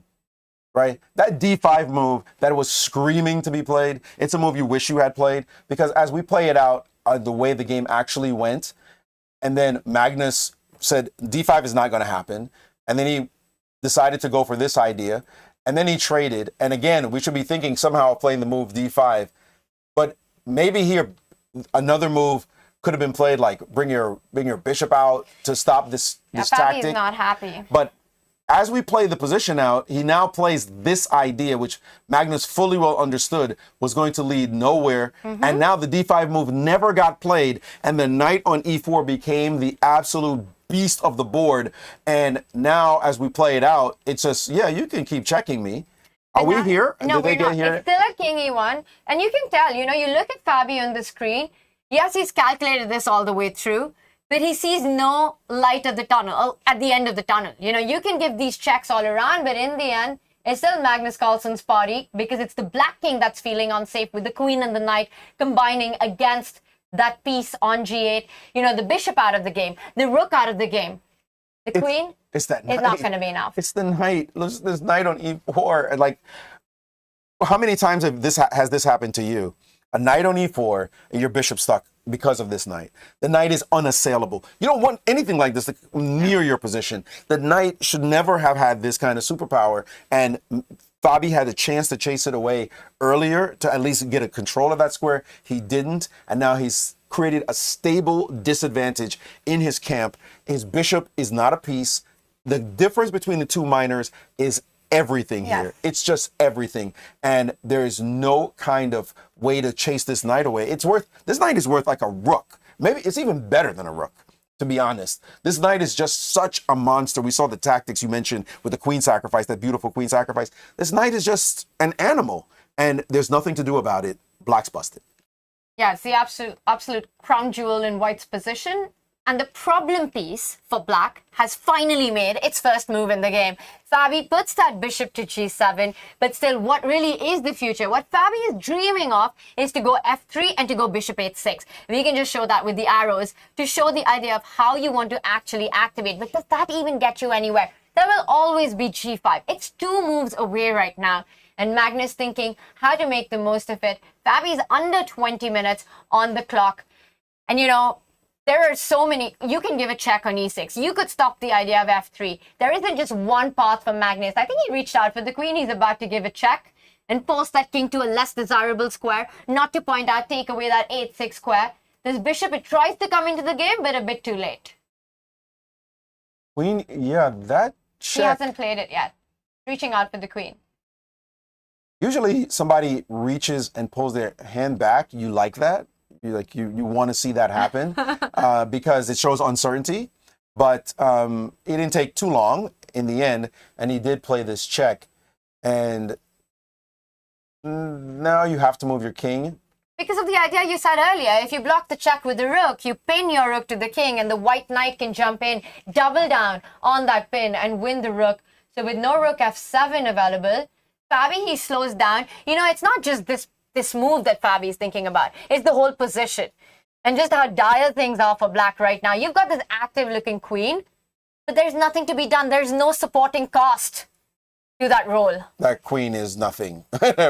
This knight, it's such a beast. The reason you like to centralize your pieces and then have a stable piece like this knight is because not only can it go to g5 at some point with the beautiful sacrifice you mentioned earlier, not only can it go to d6, aggressive moves, it also plays defense. It's guarding home squares as well, even guarding d2. It even guards a rook when the rook lands on f2 in some lines. The knight is just way too strong. We call this an octopus knight. It's just reaching out with its tentacles in all different directions, and there's nothing to do about it.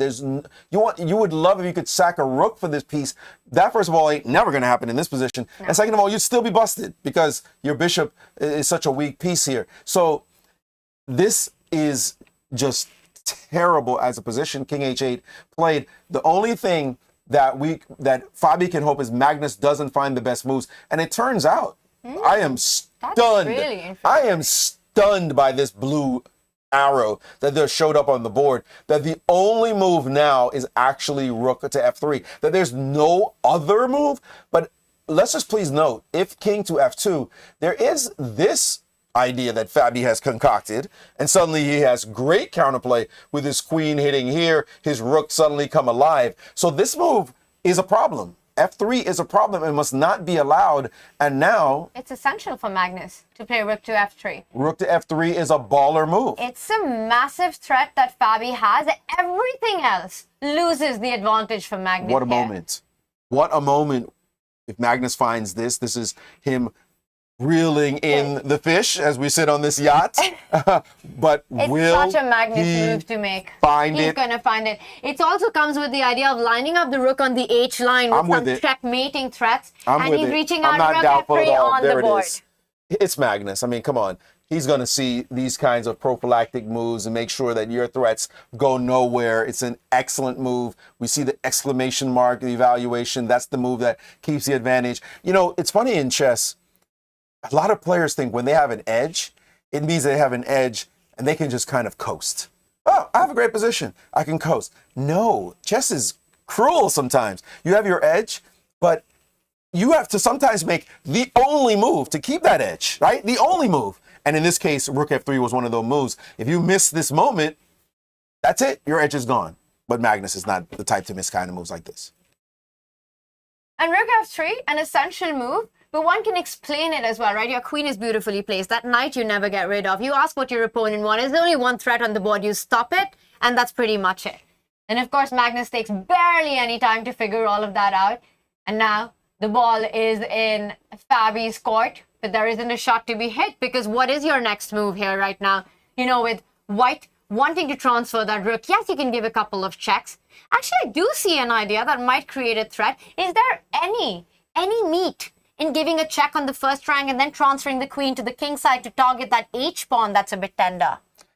The problem you pointed out earlier is the rook. Oh, hold on, an f3. And I want to go f3. I'm hoping that you move. But that's a Maybe freebie. we can just That's a show free that pawn, really right? quickly. Maurice? All right, you play this check. The king goes up. You play queen here. And now my first instinct, let's just go with it, is rook h3. But f3 now, can I just take it? Like, what did you do? Well, I opened up some lines. By the way, I think we're going to see this because Fabi has just played a check. The thing is, the position's desperate right now. Yeah. You need to do this. You need to find your counterplay. Maybe it leads nowhere, but the position still looks, well, it looks if black can just somehow get one move. Do I have one move, or am I getting checkmated is the big question, and that might be the problem. Because if I get rook b8, rook b2, I'm back in the game. But the thing is, after rook to b8, is there a direct checkmate with rook takes pawn, Maurice? I don't see direct mate. All right, then I would want to try this move if I'm let's not throw the move on walking the into a board. checkmate. The question is, what your threat is actually check and queen e1 check. Or queen g1, depending on where you move your king. By the way, queen h1 on the board, so Yes, we are going no, to see we're this here. being played out. We're here. This move, your two checks are what they are. You have to admit, it does look like you've created threats. You know, yes, I see your bar there, and it's screaming that white is winning, and there's something amazing in this position. But visually, it feels like black has created some threats, Maurice. Well, created a big threat and sub-threat. It's a big deal that you have queen e1. And so... Which is why Magnus is not rushing with rook h3. But he does play it, so he's found a way to safety here. I still have not, and I feel weird that I haven't yet figured out how to actually refute this threat. Rook h7, check and check and check. Okay, what... Maurice, is f3 going to happen? Will Fabi go Yes. all in, all chips in at this moment, and will he go f3? Unless he spots this win right now, then I'm personally... You spotted a win? No, I don't see but rook b1. I'm looking at defensive moves like queen back, but suddenly rook b1 lands on the board. No, but then there's a check at the end. Then there's a queen check. eight. Okay, so then what do you play here? All right, but first let's come to this position. Are we going to see f3? I think we are going to see f3 because it's not completely evident to me, and I feel silly. It must be a puzzle rush tactic somewhere in here. But f3 takes is forced, and then rook here. And you want to you go have- 'cause queen you have a2? to You go- know, that's not an easy move to spot, by the way. No, I don't see anything else, which makes it easy to see if I don't see this move, if I don't see what else to do. But I feel like there's... You know, perhaps the point is that the white king is even safe. No, it's really not safe anywhere. F3 played. Yeah, I mean... It's on the board. I don't see what to do, so I don't know what the move is. So I'm still trying to figure out what the right way to get my knight back, followed I by want to knight get their heart e2. rates in right now. I want to see what that looks like. How are the players feeling on the inside? Do you think Fabi's over 100 right now? A weird situation. No, sorry. He's I'm he might think he has enough play. I'm looking at a very weird... I don't want to play this move because my knight is so beautiful where it is. I'm looking at this very weird move, knight to g3. And the engine says, yeah, you're still there. But my point...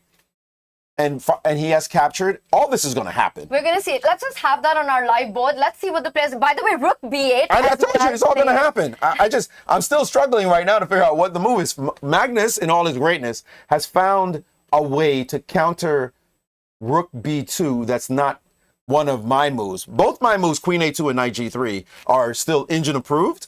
But what is the killer blow? Maybe it doesn't exist, and you know, you have to counter this rook b2 check. Fabi really putting everything into this game, fighting it out till the end. And yes, we see that it's still busted for him. But imagine you're playing white, right? You think you've got everything under control. You're the one who's dominating. You're in driver's seat. And then suddenly, your opponent has this idea where you have to counter a checkmate in two. And it's not really obvious how you do that. Because you're only looking at your own tactics. You're looking at rook takes pawn. You're looking at knight g5. But suddenly, none of that works. Well, no quiet move is going to work. No, there's a direct threat of checkmate with rook b1. And check is checking queen e1. So let's play a stupid move. Like, that's a really stupid move, right? So we get this check. And as you try to run up the board, Magnus will play g5. Whoa. Okay, wait. Let's just have that. The ingenuity of g5 is only now what He wants to hide. He's going up with the king. heck? The whole point is, What a let me move. show you. After g5, rook b2. I got Maurice, it. This is beautiful. It is beautiful. It is beautiful. And the beautiful thing about it is it's not necessarily like it has a threat. I mean, you might argue g6 is a threat, but g6, h6. My point is, it's like it just deals with the problem. It does. In a genius manner, because now black has got two checks, but the king has an escape route for each one of them. Yes. Queen g1, king h4, king h5, you hide. Queen e1, king g4, king f5, and you hide. But you do realize that you're hiding. Oh my goodness. You're hiding on h5 with your king after two queen checks, right? Well, maybe we don't want you to go to maybe we don't want you to go as far as f5. We want you to go to h4. Okay, so let's play this check. Now watch this. What if I bring my rook back home? Your king is in front of your rook. Your king is blocking your rook, and g6 is no longer a move. So you've kind of given up on your threats. The problem is that maybe this move, knight d6, is what else, in fact. Although maybe you might have argued that we're up 2 pawns at the moment, and you're busted anyway. So if your attack doesn't work, you're the one who's going to end up losing this game. But it looks like knight d6, now that your attack is dead, you are dead. And I think this is the point. He's going to run out of steam. G5 is beautiful. Queen G1 on the board, forcing Magnus's king on H4. It's about to hide. Magnus is on the brink of taking this one. You know, G5, absolutely brilliant. And he played rook back to B8 as well. Rook B8 to stop the checkmating ideas on the back rank. So that's been played. But it's probably not going to be enough anymore because White's king feeling absolutely safe. You don't get to see this every day. King on H4, just happy and comfortable there, you know, chilling on a boat right now. And also chilling on the boat right now is Magnus's girlfriend, Ella, probably feeling really good about about Magnus's chances. And Danny caught up with Ella to find out what she thinks about all that's going on right now on the yacht. Hey everybody, we are now here with Ella Malone. Going to talk about this game between Magnus Carlsen and Fabiano. Ella, how you doing? Hi, I'm good. What do you think is going through Magnus's brain right now? You know Magnus better than anybody. You saw him just leaning in there. Your thoughts? My thoughts, I think he's quite confident. Is this a live position? Yeah. Okay, yeah. He's looking confident. He's looking good. He's looking hot. Yeah. I think. What do you think of the headphones? I think it's adorable. I think the air conditioning is probably distracting him, so he needs to block out the sound. Or is he playing music? No, I think it's just the air conditioning. Just the air conditioning? Yeah. Yeah, no. I think, you know, right now he's probably feeling pretty good about his position. Yeah. What makes you think that? Well, I can't see his face, Danny. But just the position? Overall Yeah. position, he's normally pretty comfortable even when it's like minus 0.5. Yeah. Even I think he's pretty comfortable in positions that like aren't favorable to him anyways. Yeah. But yeah, he's looking good. I think he's gonna win this, as he normally does. If he doesn't, then you know that will be surprising. But I think the odds are in his favor. When you were upstairs with him before the game, he was preparing the move f4, and then you and I just saw a graphic that f4 was the best move. So what was that like watching him get ready before the game started? Well, I didn't see the position, so I was really lost from the beginning. But yeah, he said that he actually preferred to be black in this position. I didn't quite understand that, but it seems like it doesn't matter if he's white or black. He said something about the benefits of being black was that your king was automatically safe from the beginning. Okay. But so is his. So as a chess expert, I don't know. That's actually great insight because none of us were in there. So we'll get his thoughts about it after the game, whether he wins. But all right, we've got him on camera now. It looks like a pretty focused, stoic Magnus. What do you think? Yeah, you like it? Feeling confident? He's looking good. All right, he's looking good. All right. I have no doubts that he'll get this wrapped up. Well, and just like that, there was a mistake made by Fabi, and he's... Ha! The blue arrow was There we go. the engine's best move, and courtesy of Magnus Carlsen, we normally get a lot He of best sees engine it. moves. He sees it. He already played it. Oh, he already actually. played it. Yeah. And this one is turning around quickly. So we might have you for the final moments. Maybe this is good luck. The game might be over here soon as you join.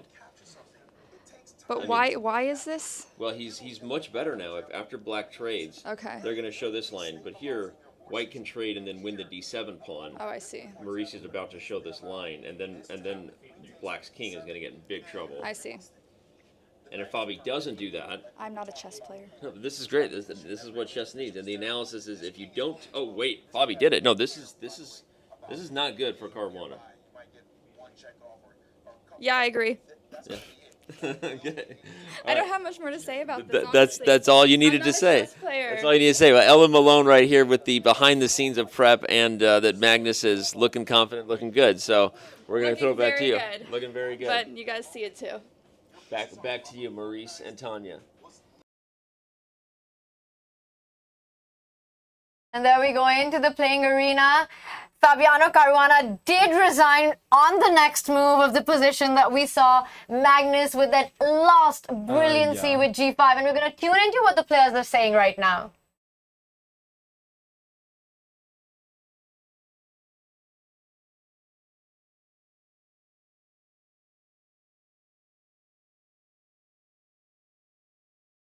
No, but okay, so this is like, you mean like, repeat, like d5, take h7, this, and g6, I suppose, this, rook g8, this, rook b1, takes, e4, and then, Why c4? I don't know if c4 is good. I mean, Just ed3, 3 and ed3, dc2, yeah. king. Yeah, I mean, c4, okay, yeah, c4 is,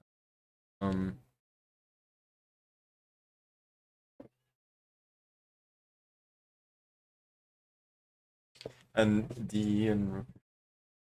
yeah, but maybe rook d8, king c1. Oh, no, you also have e3, f3. Or rook d8, f3 is also. Yeah, rook d8.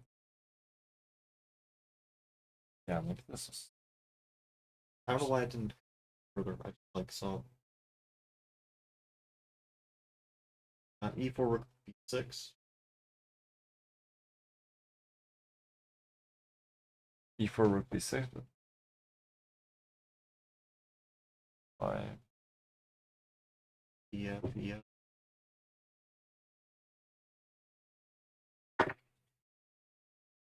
Oh wait, my bishop's still on h8, right? Yeah. Okay, yeah. Yeah, it's No, not on no, d5. yeah.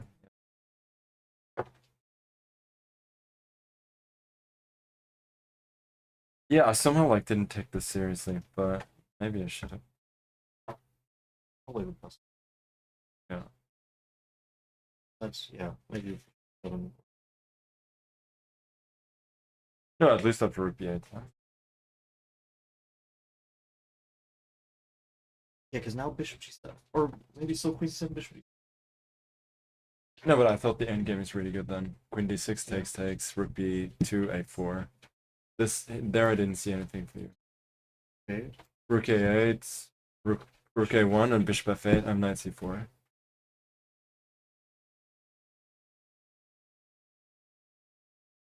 Still rook. Yeah, I think it's, I don't believe in that at all.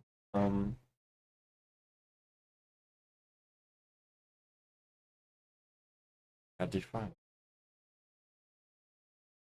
I should have gone for it. It's like somehow my instinct told me that endgame wasn't. No.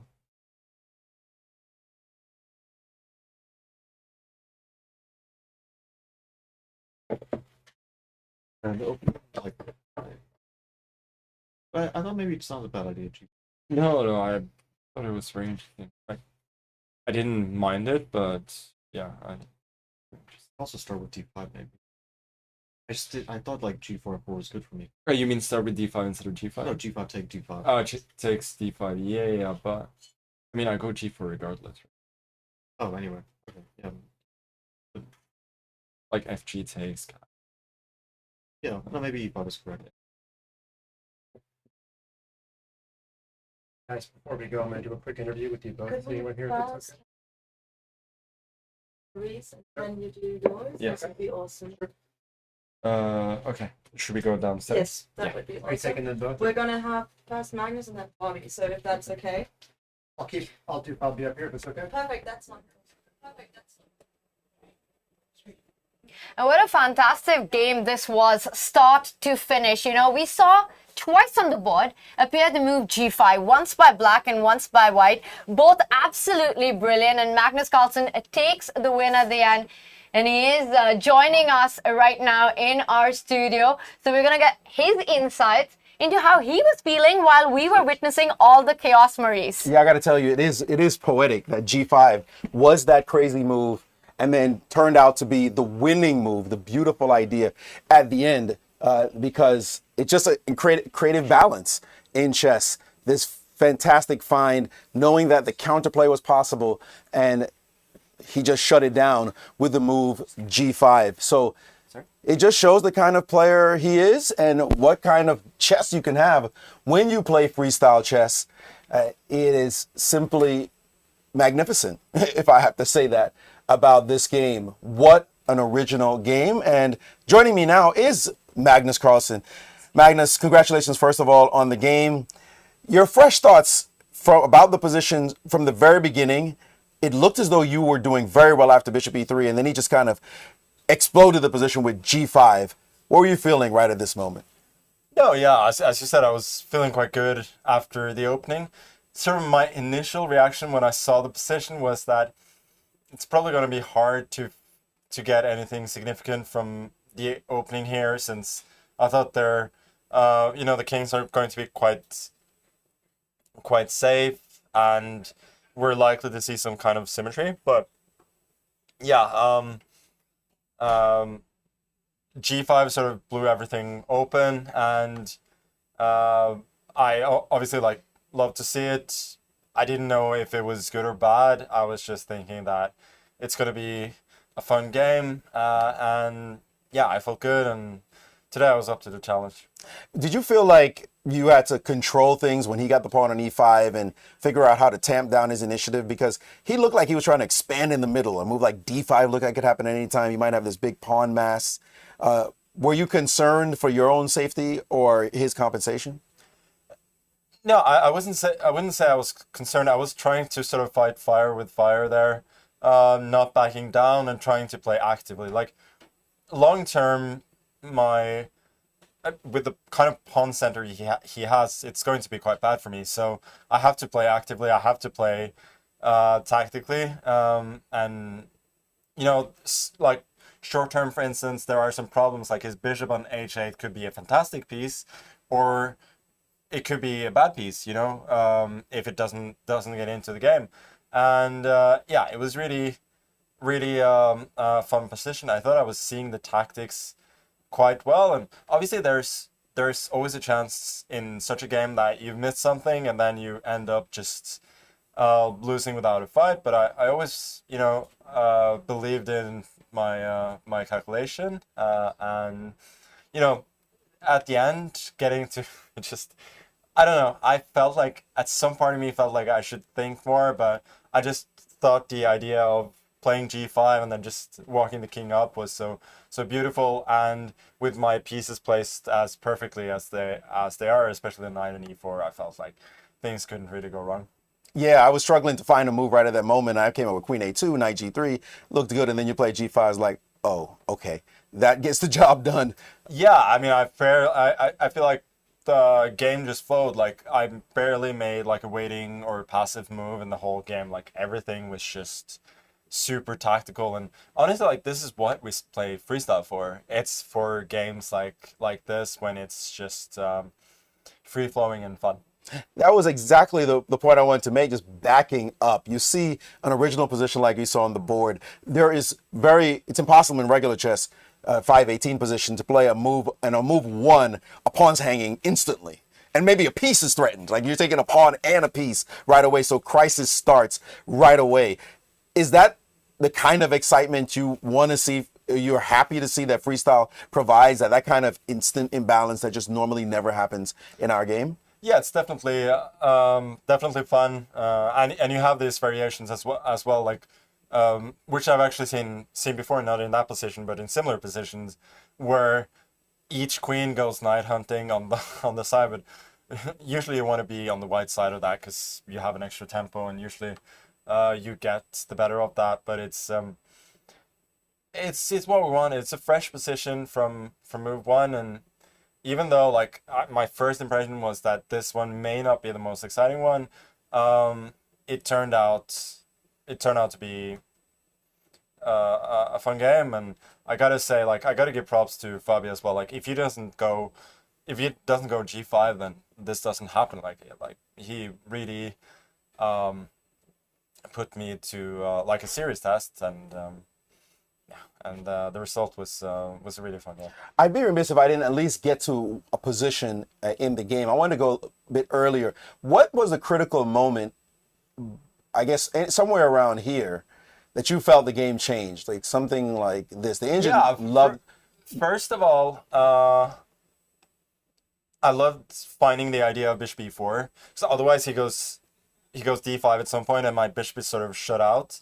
And this way I get into the game. So around here, I was kind of feeling that I was probably better, but it didn't seem clear at all. But it sort of felt like my moves were easier. Like I'm playing for tactics. Otherwise, I'm just worse. So that kind of makes it easy for me to play. But I think what he did was very, very natural. But I didn't like the move Queen H4, by the way. Did you feel like this was a natural move at the time? I didn't. It surprised me at the time. Like Fabi explained after the game, that he was afraid I was going to castle kingside at some point, which makes a lot of sense. Because with a rook on d1, obviously, like moving the king to d2 and then to c1 or castling is like it's the same, just a tempo more. So I can basically like castle at any time with the king on d2, and I generally felt that the king was better there.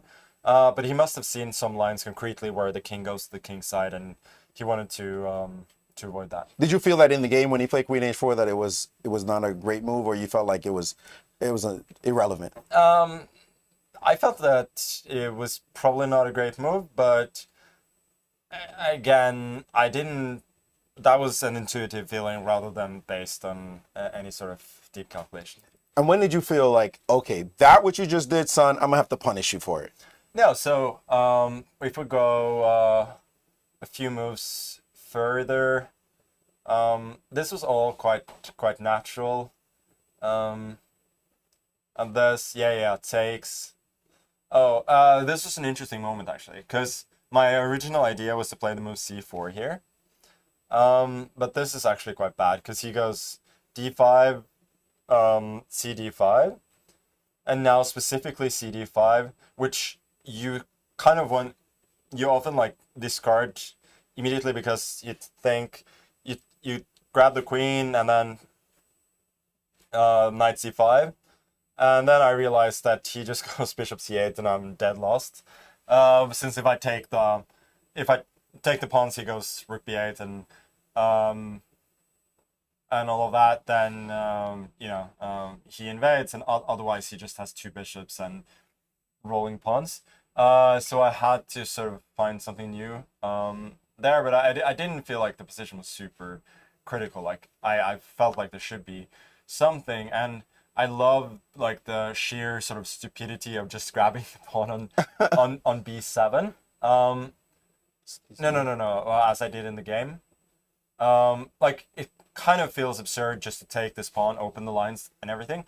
But what I'd seen is that we get this potential scenario of good knight versus bad bishop. Like once the pawn on d7 falls, then game is over, right? Yes. Even if he gets both my pawns on the queen side. So I felt like even though this kind of looks like madness, king in the center, grabbing all these pawns, even the knight on e4, right? It looks pretty. It's not stable because he can attack it at some point. I felt that it was always sort of justified tactically, and I was extremely happy to see the move rook takes b2 later on. Then I knew that I was winning. Right here, he could have played bishop g7 bishop to g7. deal with the queen I also a7 thought about tactic. bishop f6 actually. Even this. Yeah, even this. Mm-hmm. And then it's just, I mean, engine says that white is better, but much better. But I'm 2 pawns up, but his pawns look menacing, and it's not obvious that my king is safe. So I didn't think that this was too clear. But when he took the pawn, though, that then everything, like that's the sort of the line that I'd calculated, and now everything falls into place. Now it's now everything is just just very, very simple. You said you saw this coming. The rook b2 was something. something. Rook b2. I knew that was a mistake. Like because now I get to activate my pieces, and I get to his pawn on d7, and once that pawn falls, doesn't really doesn't even matter what kind of tactics and so on he might have. They're not going to work. And of course, rook f3 was important, but it was not very hard. Well, not very hard for some people, but great find. Listen, fantastic game, great entertainment for sure. Last thought before we let you go. Tomorrow, you're up 1. Usually you play for a draw, like you shut things down. That's the point. You cannot do this. Eh? You can't do it in freestyle.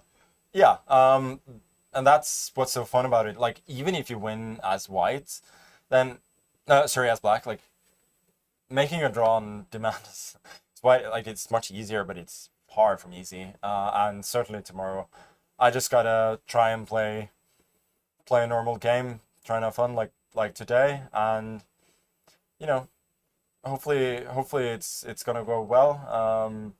But yeah, it's a new day, it's a fresh position, and new chances. My producer has asked me to ask you, fresh situation as well, playing on a yacht.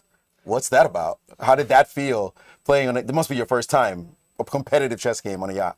Yeah, I mean, when you're sitting at the board, doesn't really matter. But it was certainly a nice venue. All right, well, thank you so much. We're going to let you go. We got an interview now with Mike Klein, with the yacht captain. Magnus, thank you so much. Great win. But stay for this interview as Mike talks to the captain of this yacht, this great venue that we'll play on again tomorrow. Thanks, guys. Mike Klein here on the yacht Silent World, and I'm here with the man of the yacht. That would be Captain Rado. He's in charge of everything. So we've got a couple questions for you. First of all, Captain, tell us about the yacht. How long is she? The yacht is 40 meters long, 8 meters wide, and we had a draft of 2.2 meters. It's underwater.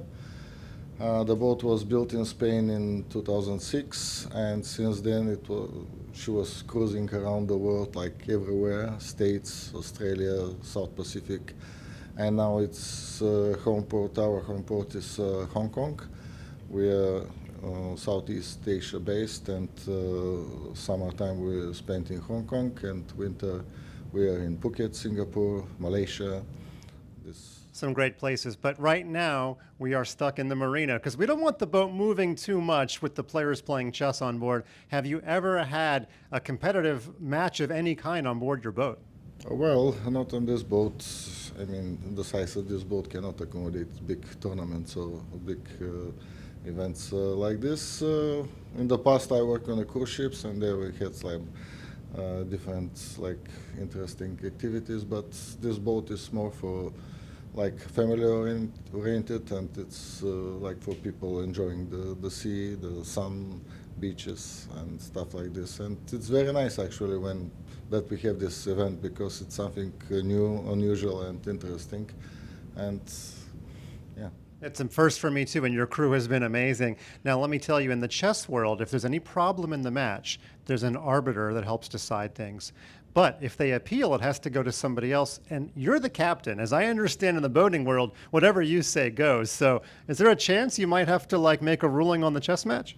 Well, no, I prefer to rule my world. And yeah, on the boat is captain is has a ultimate responsibility for everything what is going on board, especially regarding safety of all guests, boat, crew. And well, I haven't played chess for very long. I'm sure it won't come to that. Yes, I used to play with my dad when he was alive. But yeah, I mean, I'm happy having this event on board, and it's something very unusual and very interesting for me. Well, we wanted to make it so that the loser of the match got thrown overboard, but Captain Rado is not going to let us do that, probably for the better. Anyway, it was great talking with you, and let's see how the match unfolds today. Thank you very much. Yeah, one eye on the radar, one eye on the chess. Thank you, Mike. And it is a beautiful boat, and it was Magnus Carlsen who cruised through victory in round one of the best of two against Fabiano Caruana. And what a game, what a fight it was, start to finish. Some great insight there in that interview, Maurice, by Magnus. First, I was surprised that he thought Black was doing fine, because we felt completely differently at the start of the game, that White's the one who's going to be putting the pressure. And that just shows how complex freestyle chess can be for even the GOAT. But what amazed me was the final sequence of moves that we had on the board.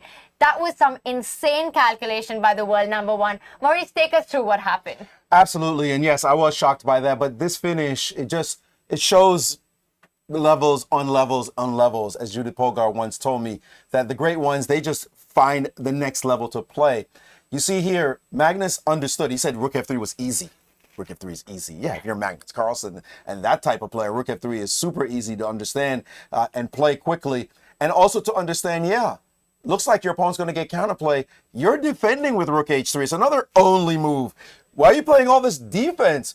And then suddenly F3 is on the board. Weren't you playing Rook F3 to stop this move? You let your opponent do it, and suddenly they have counterplay. And I was finding mere mortal moves. Queen A2, yes, is better for white. Still winning. Knight G3 also still winning. But it ain't the move he played, which was G5. What does that have to do with the price of tea in China? What is this? Well, what it is, it's giving the king a chance to run up the board, and your checks just run out. Sorry, you cash them, and they're bouncing, actually, because now you got nothing. Whatever check you play will be your last one. Queen here with check will be answered by king to H5, and that king is perfectly safe on that square. When we get back to white's attack, Fabi just desperately pulled his rook back. And the move we didn't get a chance to show was the move knight to D6. That was the bone cruncher. Who's attacking who? Well, it's clear what's happening here. The beautiful thing is that this pawn is actually also in the attack, because we got a smothered mate threat with this check, check, and queen sacrifice that we all know and love. And you can't make love because there's a pawn sitting waiting for you to make that happen. You're just going to get your clock cleaned in this position. Fabi realized what was going to happen, and he decided to resign right at this moment. A truly first-class performance by the number one player in the world. Just amazing. G5, right? Out of nowhere to find an escape route for your king. And yes, you can give one more check if you're Fabiano Caruana here from F2. But the king is not just hiding on H4. It's hiding on H5. And you say you're coming in with that checkmate next.